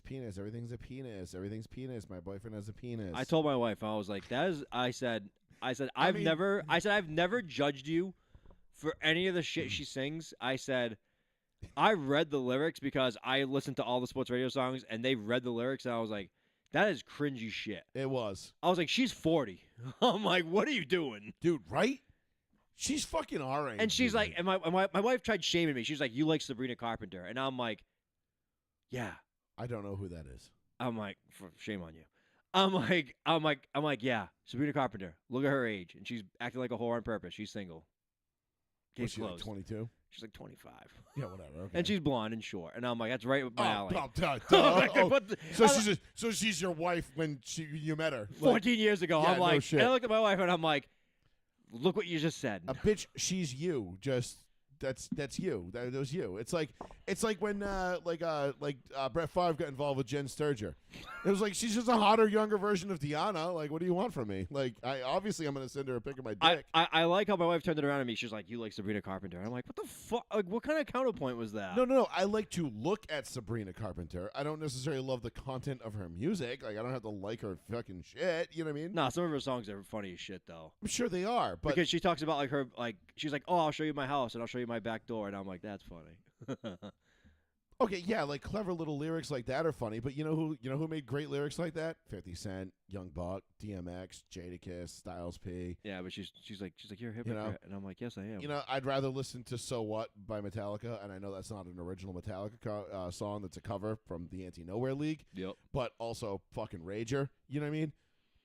Like, there's just I don't know. Anyway, music's a whole nother different fucking animal. But you're right, Sean. This whole fucking this officiating shit has gone from bad to worse in a lot of ways. Like, the NFL used to be like, yeah, we used to have calls that we would bitch about and we would complain about, and we would be like, yo, that's fucked up. Like, this team gets the benefit of the doubt. This team's getting this, blah, blah, blah, that, whatever. But now it feels like that there is a generally almost intentional level of incompetence. Like, they don't want people that are going to be good at their jobs. They want shitbags that are going to fuck up because it gives them more leeway. Yeah. And what do we always talk about, right? Like, the NFL is always creating more rules and never getting rid of old ones, right? It's like laws. Didn't she do wasn't she on a Family Guy skit at some point? Probably. Didn't, like, Stewie whoop her ass or something? Probably. She's been on like shows and stuff like that too. And movies. I mean, yeah, she basically looks just like your wife. Yeah. Yeah, blonde hair, blue eyes, boobs. That's your wife. 5 feet tall. Yep. Midget. There you go. Borderline midget. Midget. I get it. I get it. Yes. So, yeah, that makes sense. That makes all the sense in the world. Same thing. Sydney Sweeney.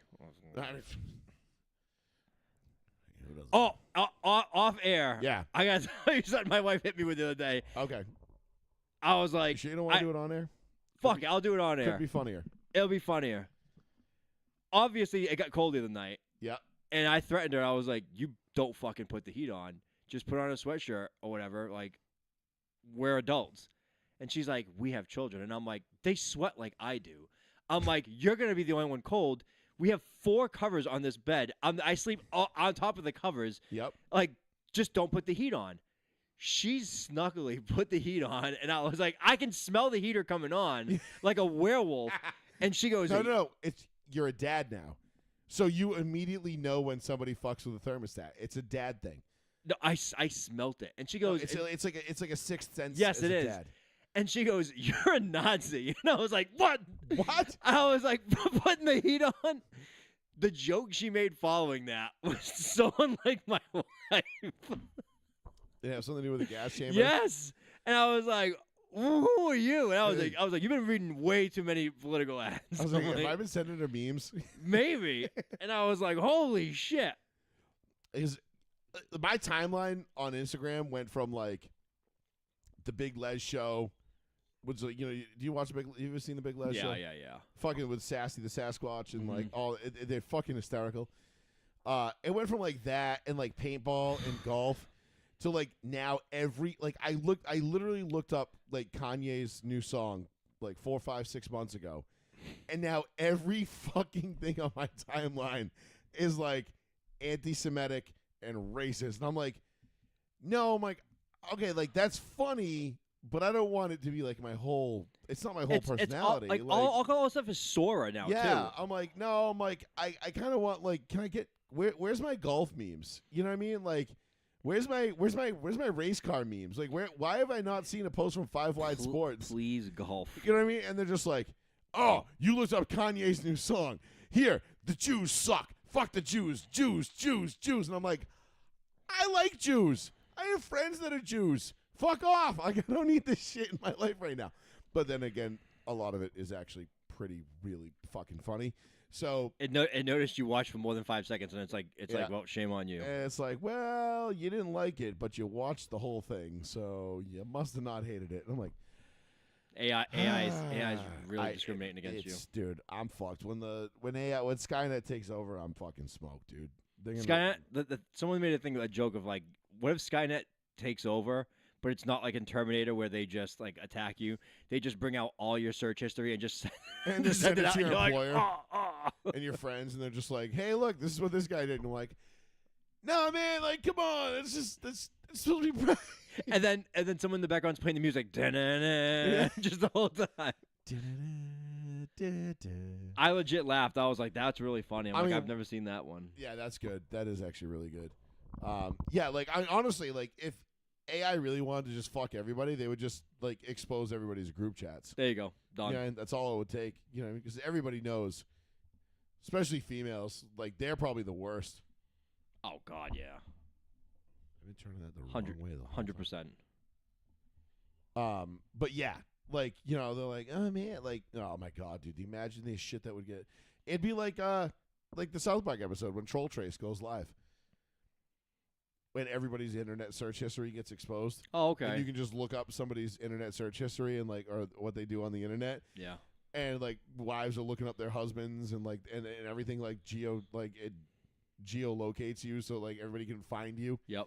So it's like all like the guy that was like, the black dude who called himself MLKKK. Jeez. And he was like a skinny black guy. And he's like, "You MLKKK?" He's like, "Huh?"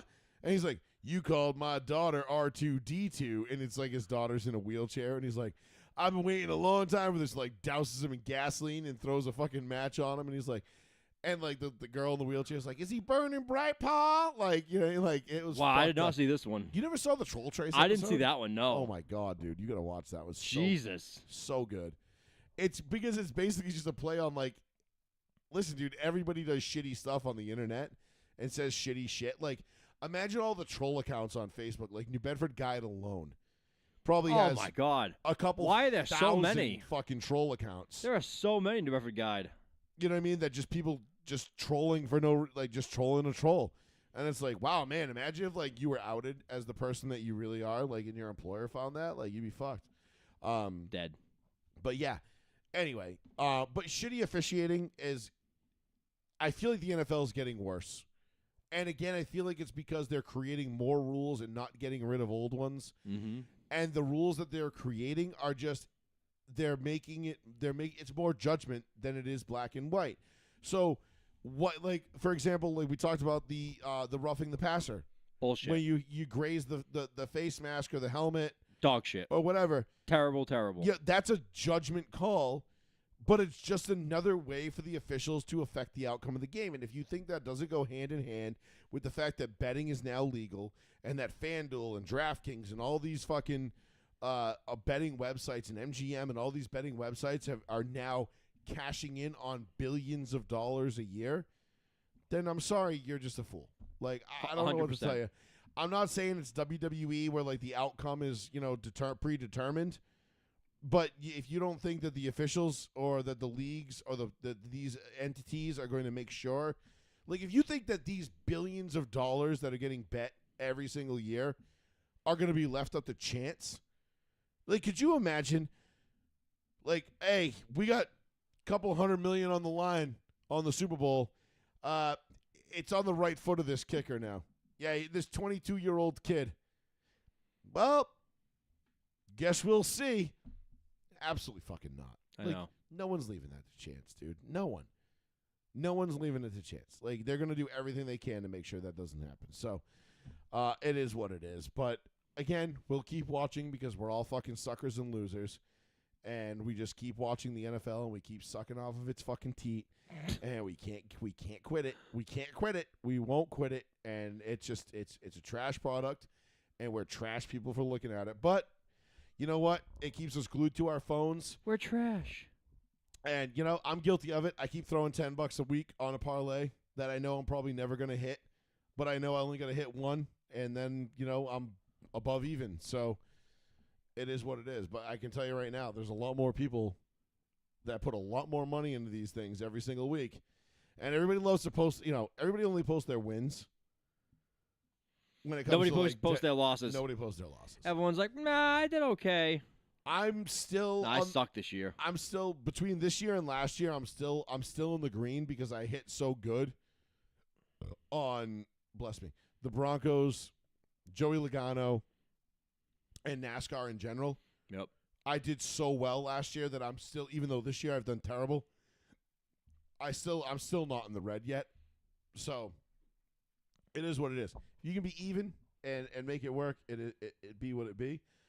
But yeah. That being said, let's talk a little bit real quick because we got about half hour left. Mm-hmm. Let's talk about my Broncos. Let's talk about the Jets. Let's talk about the Colts. Real quick on the Colts. I'll just say this real quick. Jonathan Taylor is far and away the best running back in the league this year. What's he? I'm gonna look. You keep talking. I'm gonna look up what his stats are this year. I want to say he's got 8 touchdowns now. Holy shit! Already? Yeah, I think he had 2 games with 3 rushing each, and then he had 4 games with nothing, or 3 games with nothing. So he had 3 rushing touchdowns, then nothing. 7 touchdowns. And then he has 1 receiving, I think. 603 rushing yards. And then does he have 1 receiving? No. Yes, he does. 8. 9-14, so that was week 2. See that? Did you see that? Do you see how your boy just did that off the top? I was scrolling, that's why. I was looking, I was like, okay. No, here it is. So, if you had the Colts as the number 1 seed in the AFC after 6 weeks, You're a liar. you're a fucking liar. Fuck you. Not even my brother had that, and he's the biggest Colt fucking sycophant there is.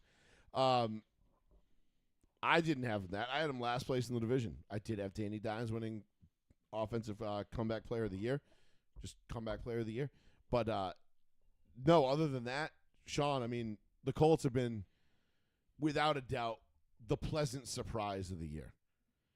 Because it's nice to see that team, Jonathan Taylor is a fucking phenomenal player. Alec Pierce, Michael Pittman, Quentin Nelson, those guys are awesome fucking players. I like those guys. I like the Colts. I like their organization. They lose their owner, the daughter takes over, and suddenly they're 5-1 and the 1 seed in the AFC. At the 1/3 mark of the season. Right. That's a fucking pretty feel good story, dude. Honestly, I love it. I dig it. I hope it continues. I really do because I not for another, but me and my brother, we root for each other's teams all the time. I root for the Colts as long as they're not playing the Broncos, the same way he roots for the Broncos as long as they're not playing the Colts. Mm-hmm. Ideally, we'll see each other in the AFC Championship, and then we'll root for whoever's team gets to the Super Bowl. Mm-hmm. And then hopefully they win it. That'll be a great day. That being said, no one had the Colts. No. No one. Nobody had the Colts. This is the most out of left field surprise 5-1 start to a team I can remember, maybe since Josh McDaniels Broncos. Didn't they start 6-1? 6-0. 6-0, and they finished 8-8. Because they traded Jay Cutler, and they brought Kyle Orton in. They beat the Patriots in week 4 or 5. And those gross brown and yellow uniforms. And those disgusting throwbacks. Yeah. But no, I think this is probably the most surprising start I've seen since then that I can remember off the top. I mean, maybe there's more, but this, to me, in my personal bubble, this is the most surprising one, and pleasantly surprising. I mean, granted, I know it came at the expense of the Broncos because, let's be honest, if that one shitty fucking penalty doesn't happen on that field goal, the Broncos are 5-1 on the top of the AFC right now. Mm-hmm. They were just flipped with the Colts. So, actually, the Colts would probably be still higher. They'd be the 2 seed because they'd still be in charge of their division, which, unfortunately, right now we're not because we lost to the Chargers the following week. But neither here nor there. I'm happy for the Colts. I love what this team is doing. They their offense is just fucking on fire, dude. Unbelievably Their so. defense is what's going to ultimately cost them.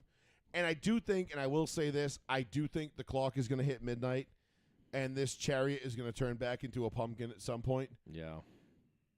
And I don't know how that's going to look, but I just feel like the Colts roster, it's very thin.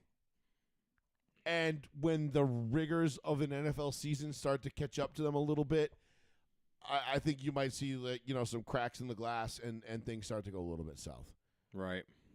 And I still think that, but at this point though, at 5-1, I mean, I feel like they can put it in like second gear and just kind of cruise to a fucking division title, or at least a wild card spot.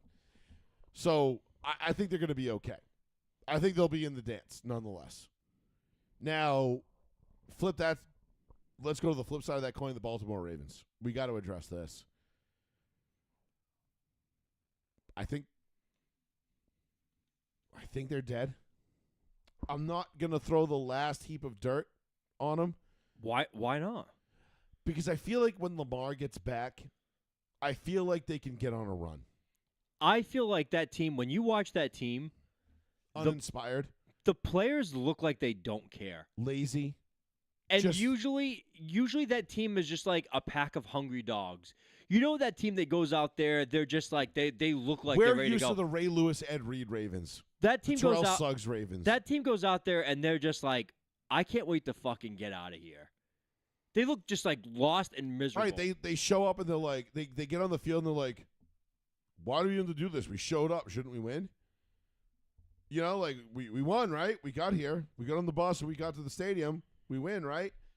That's where I feel like the Ravens are at right now. And I don't know that it's going to cost Harbaugh his job, but I'll be damned if, the only reason I say that is because I don't think the Ravens are not a shitty franchise. Right. They are not going to be quick to the trigger to fire a coach. Certainly not mid-season. I mean, if they fire Harbaugh mid-season, I will be beyond floored. That would be one of the most shocking things that I maybe have ever seen in my entire football watching career. And I've seen some fucking shit. I mean, I've seen a man eat his own head. How is that possible? You don't even know. If you weren't there, don't ask. But it was shocking, let me tell you that. That's how shocked I would be if the Ravens fired John Harbaugh. That being said, I don't know what the answer to this problem is. I don't know either. Because, on paper, Lamar kills it. You have Derrick Henry in the backfield. This should have been at least multiple Super Bowl appearance team by now. Correct. And yet every time they get to January, they step on their dick and they falter. Now we're seeing them falter early in the year, and Lamar's hurt to boot. I don't. Again, I got about 3 grains of dirt left on my shovel. I'm not pouring them on yet, but I'm fucking close. Because if Lamar doesn't get, because they are they on a bye this week? They're on a bye going this week. Yes, They're on a bye this week, and they should get Lamar back after the bye. they are getting Lamar back after the bye supposedly, but Derrick Henry, they're barely using him. Well, because he's unfortunately with that offense without Lamar, he's useless. But even when they had Lamar, Because they were they're not barely using because him. they're not a great run blocking team. They're a great RPO team. And they capitalize off of the ability of the quarterback and the running back to run. But again, Sean, what did we talk about years ago when Tebow was the quarterback of the Broncos? You can build a team around Tebow, but if Tebow gets hurt, the rest of you're fucked. You're Right. totally fucked because nobody can do what Tim Tebow does. You build a team around Lamar Jackson, yeah, that's great. But if Lamar gets hurt, you're fucked because nobody can do what Lamar Jackson does. And you get exposed. And we're seeing that happen now. And if you think Lamar is going to be healthy his entire career the way he plays, you're fucking I don't even know what to tell you. You're living in retardville. Right. So get out of here with that shit. I like Lamar. And Lamar, I feel like, has matured as a passer. He's matured as a quarterback. He's playing better. He's doing more things than he's ever done from the quarterback position this year or last year leading into this year. Some of the throws he's made have been absolutely fucking jaw-dropping. But if he can't stay healthy, the whole team, you're fucked. You're screwed because you built your team around this guy. Right. And nobody can do what he does. You know, I hate to say it, but like those vanilla quarterbacks that you used to have, you know, the Charlie Whitehursts and the Jim Sorgies that would come in and back up Peyton Manning and whoever. Those guys could come in and do what, you know, at least fill a need. And the rest of the team around him would take on the burden. Yeah. Hey, you know, like when was it Bubby Brister came in for John Elway in '98 when John Elway missed 4 games with a hamstring injury. Was it Bobby Brister? And it was Bubby Brister number 6. Holy shit. And Shannon Sharp said, "Listen, here's the keys to a Ferrari. Keep it off the rails. Don't grind the gears. We're gonna be fine." And they went 4-0 with Bubby Brister under center that year. John Elway, people forget that John Elway missed 4 games in that '98 season. And Terrell Davis still rushed for 2,000 yards. That's insane. That's how good that team was. You can't say the same thing for the Baltimore Ravens because nobody can duplicate what Lamar does. And while it's nice to have these guys with very unique skill sets, if God forbid, or not God forbid, but when something happens to them, there's no backup plan in place. I thought that team was built better. Right, I thought that team was built for. The defense coming in, we knew it was questionable. Sure, but we didn't know it was this questionable. I mean, they're Swiss cheese, dude. They're god awful. They're coming back against the Bears. Okay, should win. Winnable game. Then if Lamar plays, that's a winnable game. Then the Dolphins. Very winnable. Then the Vikings. That's a tough spot. Is it at Baltimore and Minnesota? It's in Minnesota. That's a really tough spot. So they're probably losing that one. Now, I mean, granted, if McCarthy's back, because he's due to come back this week or next week, maybe it's his first or second game back. He has a little bit of, growing pains getting maybe. But that Minnesota defense is legit. But not to say that Lamar can't expose it, though. If Lamar's healthy and playing well, every game on their schedule is winnable. Then, after that, they have to go on the road to the Browns. Easy win. They go home for the Jets. Win. They come home for the Bengals. Win. Stay home for the Steelers. Tough. Okay. 50-50. Then they go on the road to the Bengals, so they play the Bengals in 2 out of 3 weeks. They'll win. They're beating Joe Flacco twice. I don't know. I think they split with Flack. Nah. They're not. No way in hell Joe Flacco. Not if Lamar's healthy and playing well. Yep. No way. Then they play the Patriots at home. In Baltimore? In Baltimore. That should be a win. It should be. Again, depends on Lamar's health. But they just got through 3 grueling games against all divisional teams, so do they fuck up now? 2 games against the Bengals I wouldn't consider grueling. They should be able to run through that defense. Then they go on the road to the Packers. That's a tough spot. And then they end the season on the road at Pittsburgh. Very tough spot. Depending on what that game's worth, that's a very tough spot. So we just gave them an extra 5 losses. That's 10 losses they have for the season. No, I did not give them 5 losses. Yes, we just did. Go back and do it again. Yeah. So the Steelers at the end of the season lost. Did we not say that? No. That's a 50-50. It depends on what they're playing for. So if we said 50-50. By 50-50, I mean it could be either or. Oh, I figured we split the games. Like they win one Steeler game, they lose the other. No. I'm saying by a 50-50, I mean it's a coin flip game to me. Because if Lamar's playing well, like I said, if Lamar's healthy, every single game on their schedule is winnable. Oh, I thought you meant 50-50, like split the games. No. Oh, all right. Then I was like, oh, fuck. I was like, then I thought you meant like split the one of these. No. Right. I meant 50-50, like that's a coin flip game because it depends on Lamar's health. Okay. Well. So I think they'll beat the Steelers at home. I think they can beat the Vikings. I think they can beat the Patriots. They'll definitely sweep the Bengals. That's 2 more wins. They'll beat the Jets. Bears. The Bears they'll beat. Do they have the Browns left? Yep. 8. They'll beat the Browns. That puts them at 9 wins. 9 wins. I think that puts them in the playoffs. That puts them in a wild card. I think the Ravens are going to be I think the Ravens are going to make a long, and this is I'm going out of a thin limb here. But I think if Lamar gets back and he gets healthy after this bye week, I think the Ravens go on a run and they put together a 9-10 win season, and they make the playoffs. And I'll tell you right now, no one's going to want to see him wild card weekend. They gotta get something back though. Like that, this team feels like when you watch them, they have like no life in them now. Well, So- when your quarterback's hurt and not playing well, and Mahomes broke him. I mean, let's be honest. oh yeah, Mahomes broke him. oh big time. That loss was devastating to them. Terrible. I'm gonna wrap a fucking Gatorade towel around my hamstring during the game. It's like, dude, Yeah. fucking grow up. Come on, man. You're older than that. It's like I feel like Catatafish and the salmon the Sparrow Prince watching Lemmy Winks kill Wiki Links in South Park. They're like, he just killed his brother. He's devastated. He's devastated. Absolutely devastated. Like, you know, like that's like how like the Baltimore Ravens fans must have felt watching after that. She's kind of like, oh my god, he must be devastated. He's in sorrow. That was like any time you'd fucking join like back in the day, like any kind of like Halo lobby or fucking like Call of Duty lobby, and game starts and one of the guy gets killed right off the bat. You'd be like GG, and if someone backs out of the lobby right away, you're like, what the fuck, man? Like, oh, cool. It was one death immediately. Like, who gives a shit? Now I definitely want to play fucking 3-on-4. You fucking loser.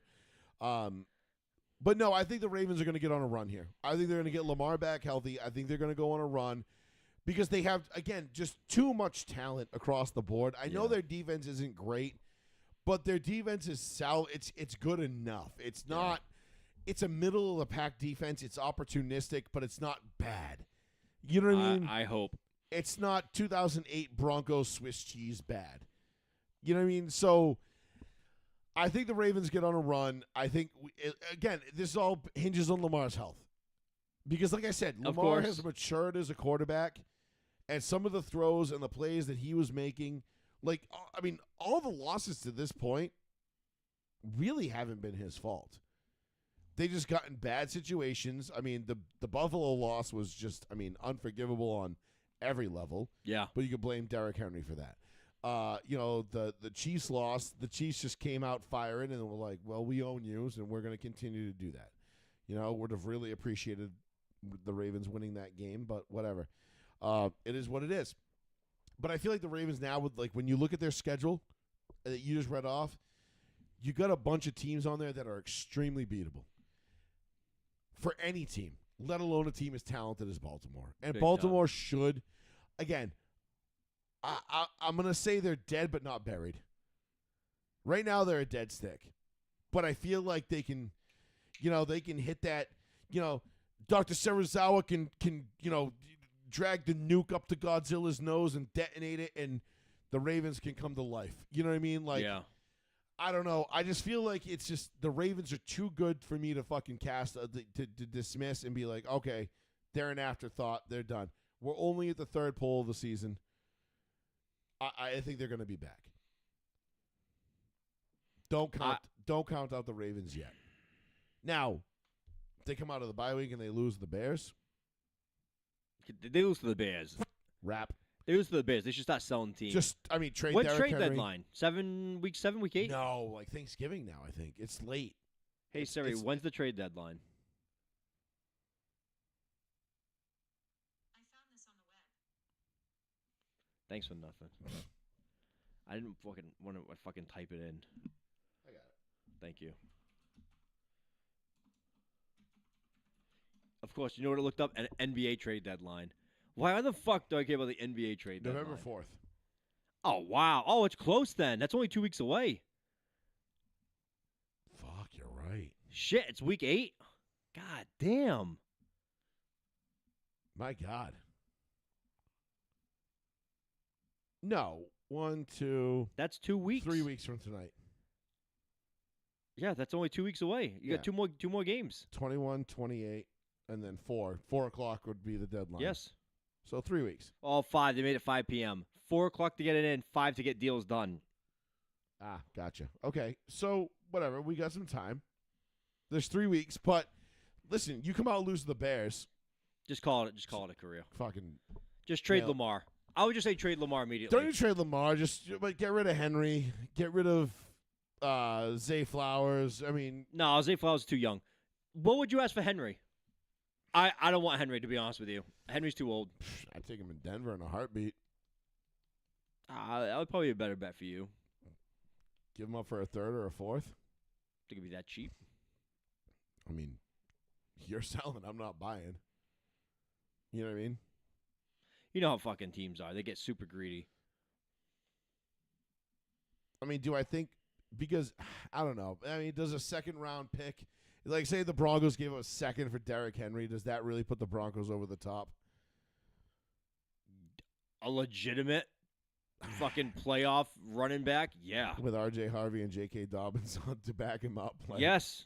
Yeah, that might. A power running back, Because especially because as now it gets colder. Now you absolutely have to respect the running game. That's a big man. You have to. Hey, if you're throwing the ball all over the field and you're like, oh yeah, you have to account for this 300-pound fucking monster. Again, I know it's not going to happen, but if we got my chocolate stud pony in orange and blue, You know what? I would be terrified. I would be terrified if the Chiefs got fucking Derrick Henry. there's no way Baltimore are trading with the Chiefs. I don't think Baltimore's trading within the conference. Let's put it that way. He'll go to the NFC. You know where he'll end up? Fucking L.A. with the Rams. Oh yeah, I'm so Backing sick. up Kyrie I'm Williams. so sick of that shit. How LA gets everybody out of this like piss poor like we'll just send him to LA because nobody cares about LA. Oh, There's no you know where fans. he would do excellent? Seattle. That would be like for him to go to like Seattle. a new age Marshawn. New, like beast mode, the second coming of beast mode. That would be great. Green Bay, Detroit, Minnesota.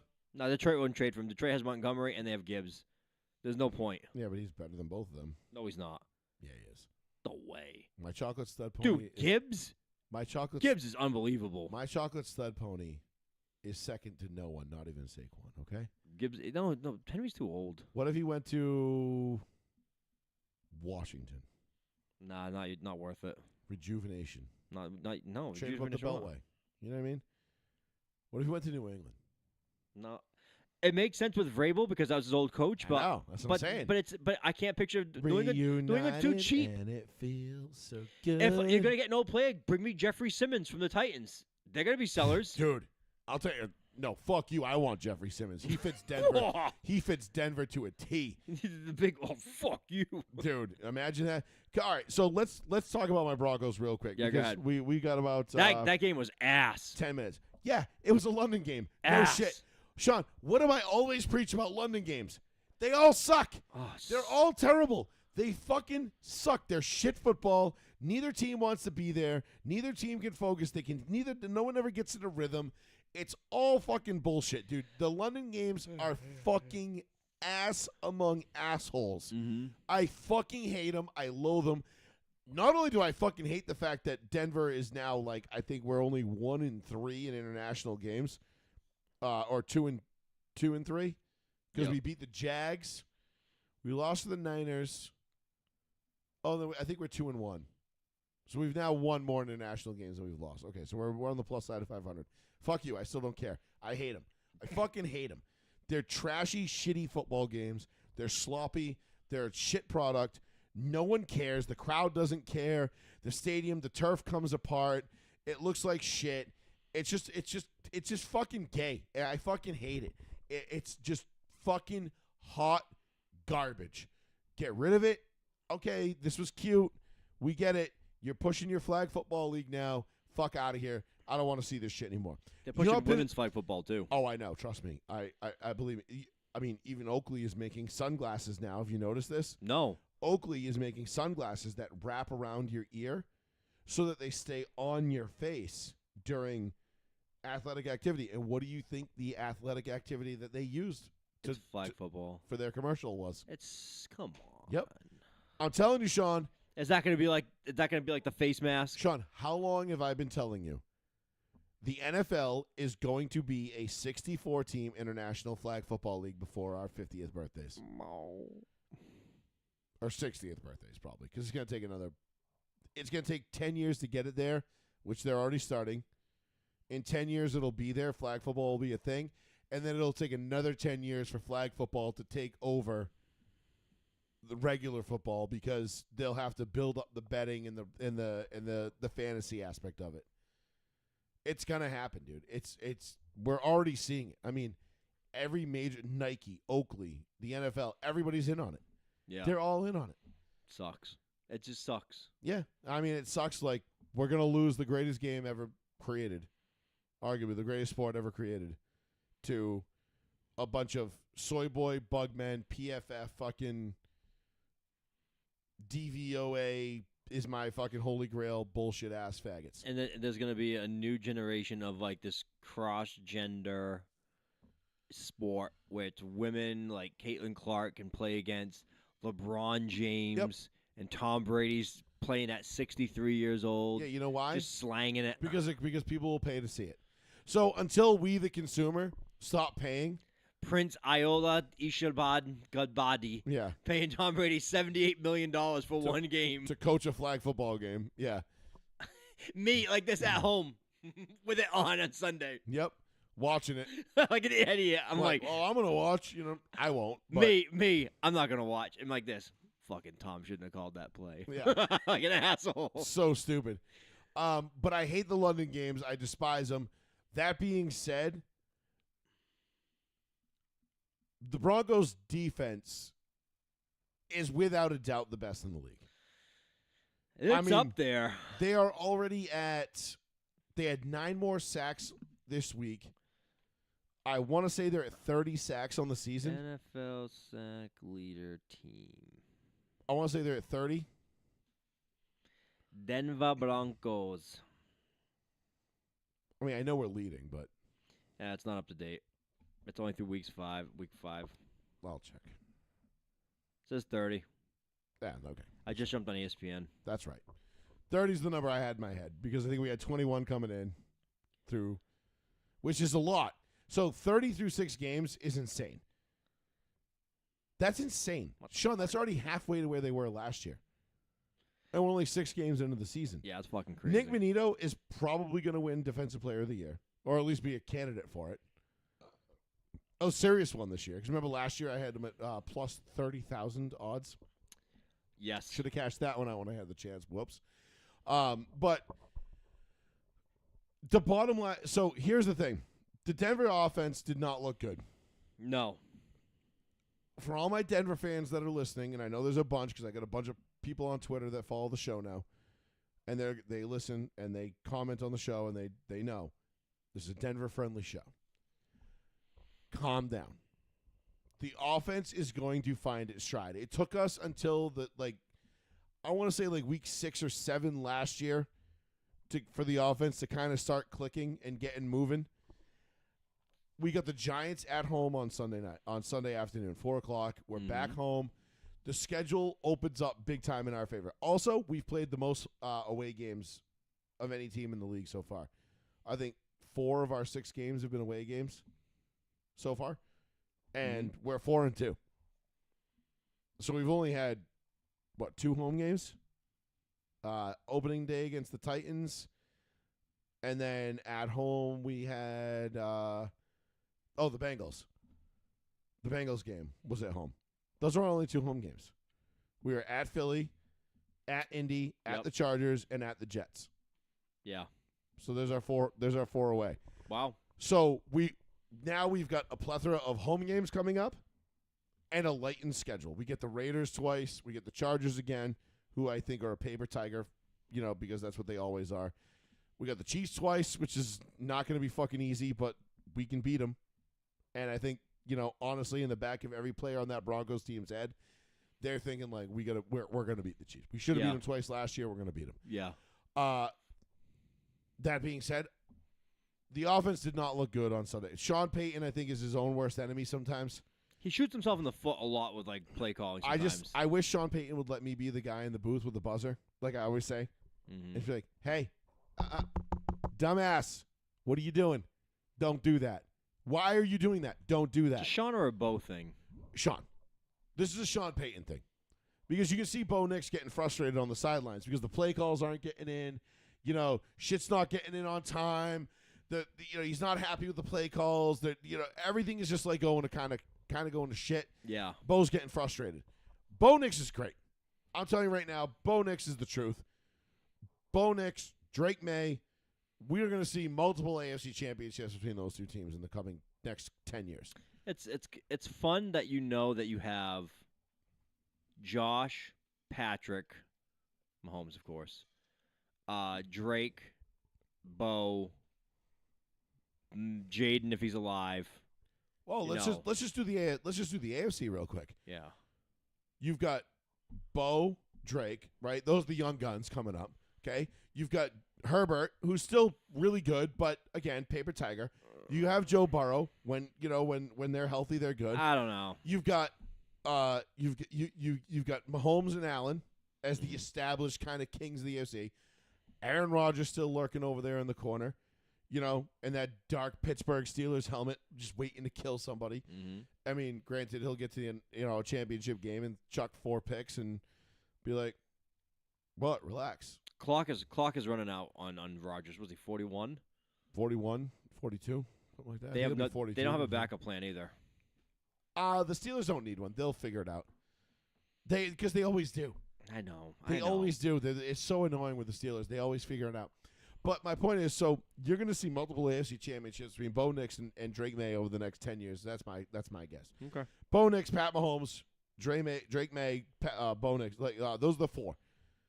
Kansas City, Buffalo, Denver, New England. I think Tua. Don't. Yeah, when Tua gets to CFL. yeah, when he gets to another team. Concussion football league. Yeah, right, exactly. When his brains are unscrambled and he can play. But no, the Denver defense is about as legit as I've ever seen. People ask me they're like, "Oh, is this defense as good as the 2015 Broncos defense?" I'm like, no. And the reason I say that, even though the numbers statistically are better, well, the sack numbers are better. There's 2 numbers that jump out at me, or there's 2 things that jump out at me about this Broncos defense that the 2015 defense did. First of all, the 2015 defense turned the ball over a lot more. Mm-hmm. A lot more. That's one thing the Broncos defense has got to get going more is they got to start getting more turnovers. Okay. I love the fact that, listen, we held the Jets to a net negative of 10 yards passing. Yeah. On Sunday. Yeah, for a total. And it still took till the final play of the game to win it. That shouldn't happen. Yeah. That really shouldn't happen. And a couple of turnovers would have probably solved that problem. But the Broncos didn't get any turnovers. They didn't do enough. The 2015 team turned people over big time. They were pick 6 in it left and right. Keep Talib, Chris Harris. You know what I mean? You had my fucking boy TJ Ward, D Stewart safety that. Obviously, it goes without saying with D Ware and Wolfie and Von Miller, Malik Jackson. That team was so fucking loaded. Mm-hmm. Shane Ray was coming off the bench as Shaq Barrett was coming off the bench as a fucking 5th down, 5th round, 5th option pass rusher. That's how good they were. So they got to get more turnovers. And then the other thing is too is the one thing I feel that this Broncos defense has that's a weakness.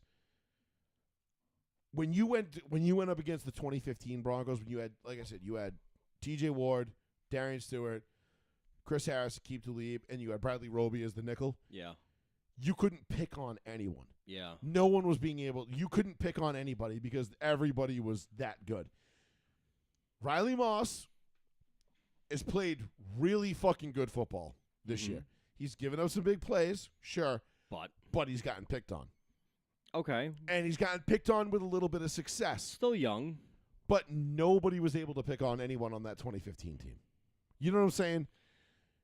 Yeah. So the comparisons need to calm down a little bit there with the 2015 Broncos defense. Now, I know this team is outpacing them sack-wise by I think this team is on pace now to shatter the single season sack record. Was they're on pace for 90 sacks or some shit. Yeah, I mean, it's something insane, but everybody's getting in on it. I mean, it's not just Nick Benito, it's Jonathan Cooper, it's Justin Sternad, it's Zach Allen, it's John Franklin Myers. They've got guys coming up. Malcolm Roach comes back this week. I mean, we're getting Dre Greenlaw back. Hufanga is getting sacks. Dre Greenlaw was a big piece when he was healthy in I'll say, San Francisco. I don't even think this Broncos defense is at its best form yet. So the takeaways not being there, I'm not super concerned with yet. But great defenses, historical defenses, score points.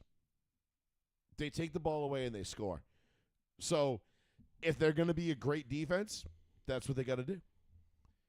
And I feel like at 4-2 right now, they're sitting pretty. We got the Giants coming to town this week. 4:00 game in Mile High. And like I said, we've already played 4 road games, only 2 home games. Mm-hmm. Meaning we've got, of the 11 games left, 7 home games? Do you have 7 home games? Is it the year you have 9 home games? No, because we have the Jets game was technically an away game. The London game was an away game. So you do have 7 home games left. So we have 7 home games left. Damn.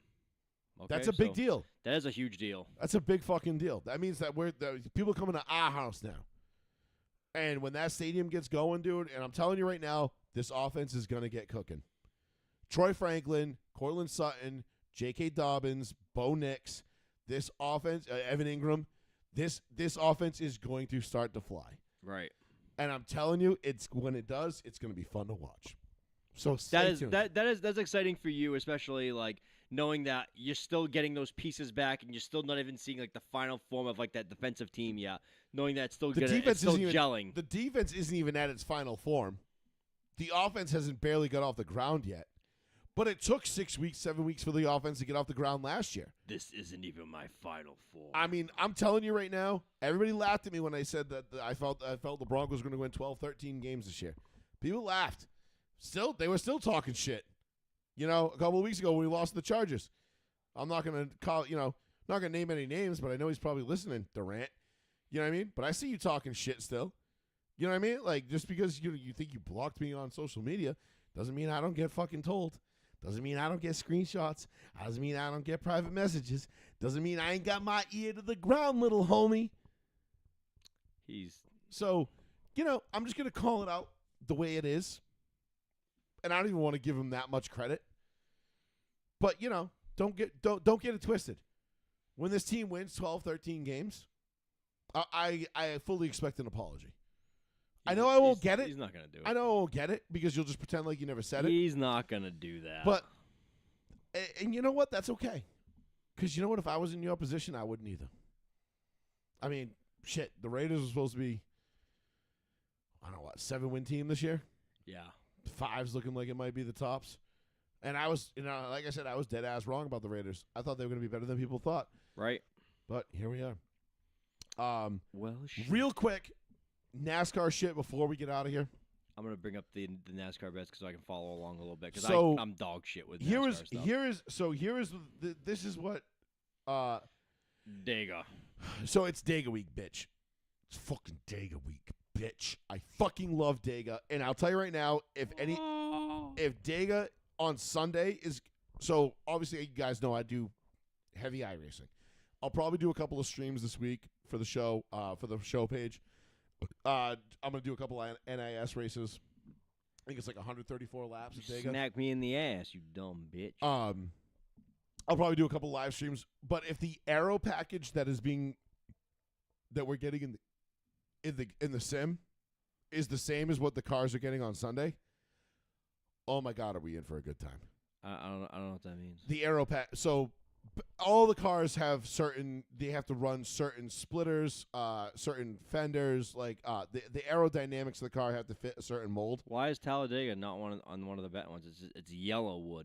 That's the Yellowwood 500. That's what it is. That's Talladega? Yeah, that's who's sponsoring the race. So they call it Yellowwood? The Yellowwood 500.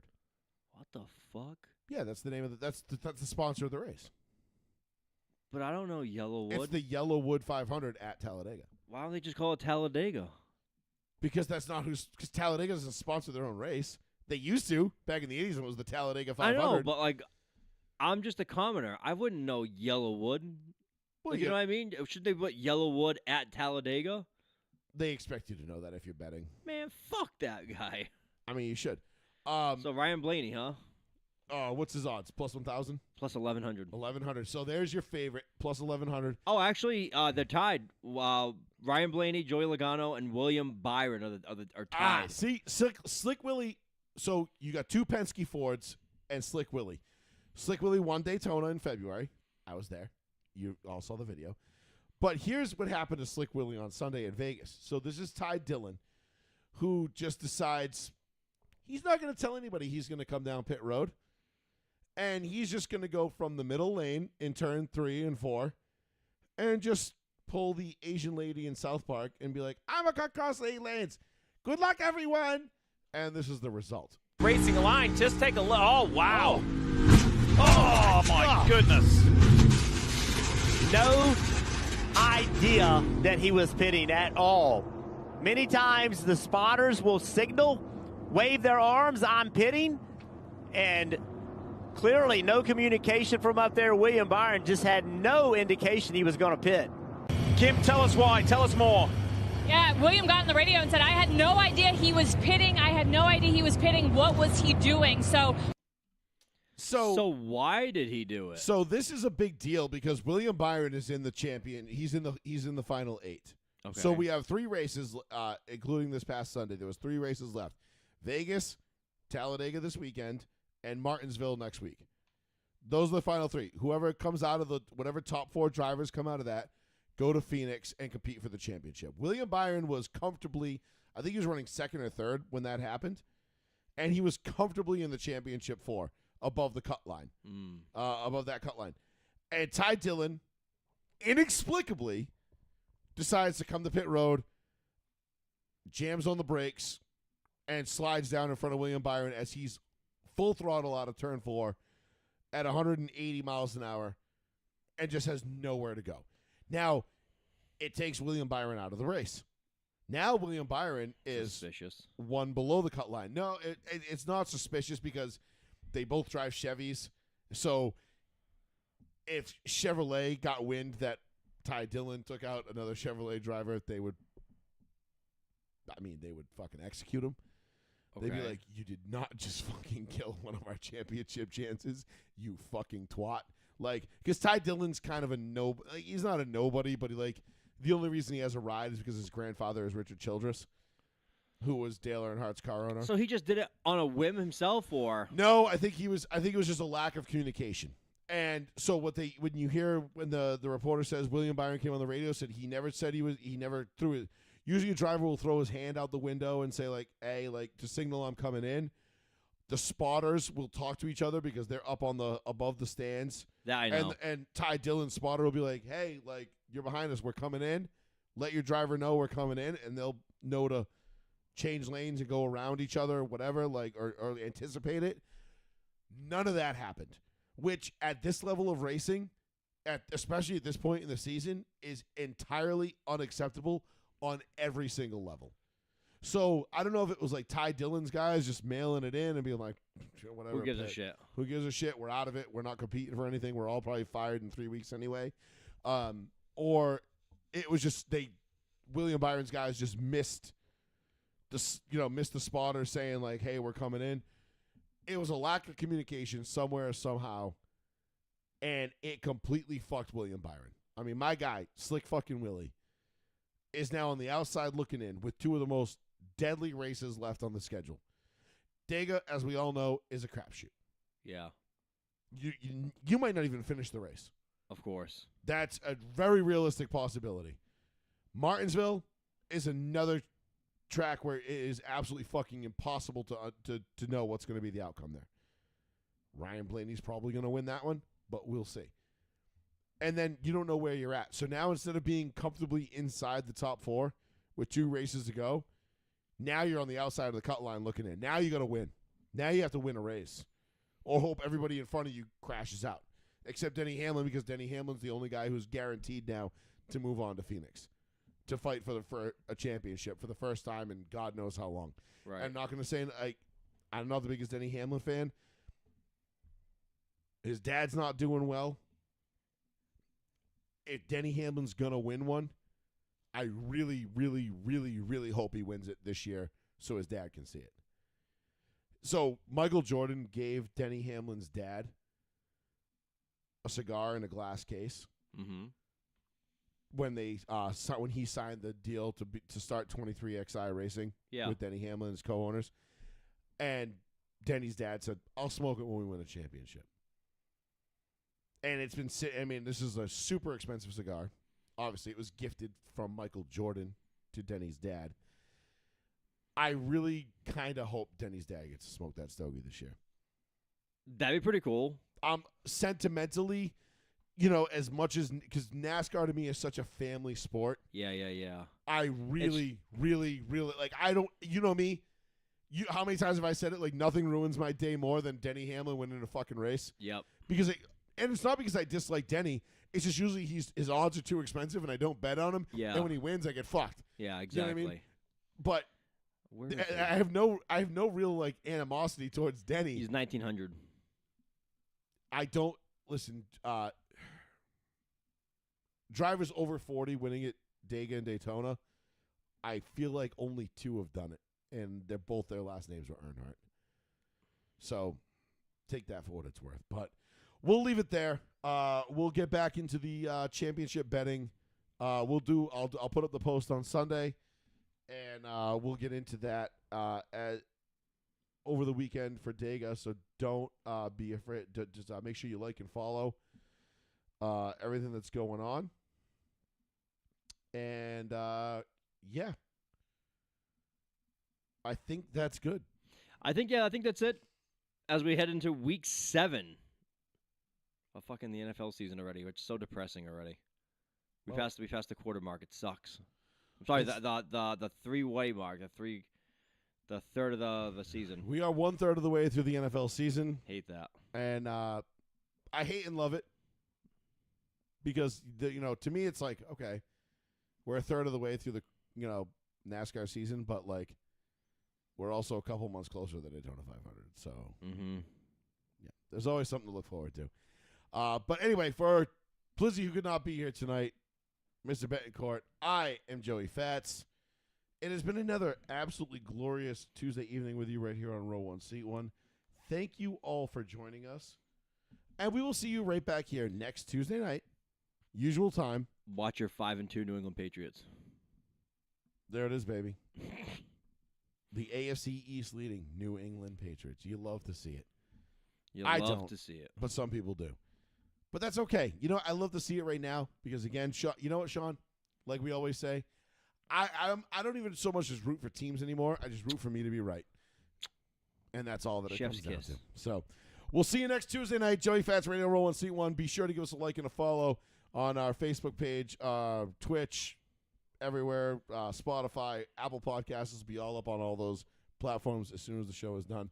So give us a listen. We'll talk to you all next week. Peace out. Thank you, and enjoy Dega. Later.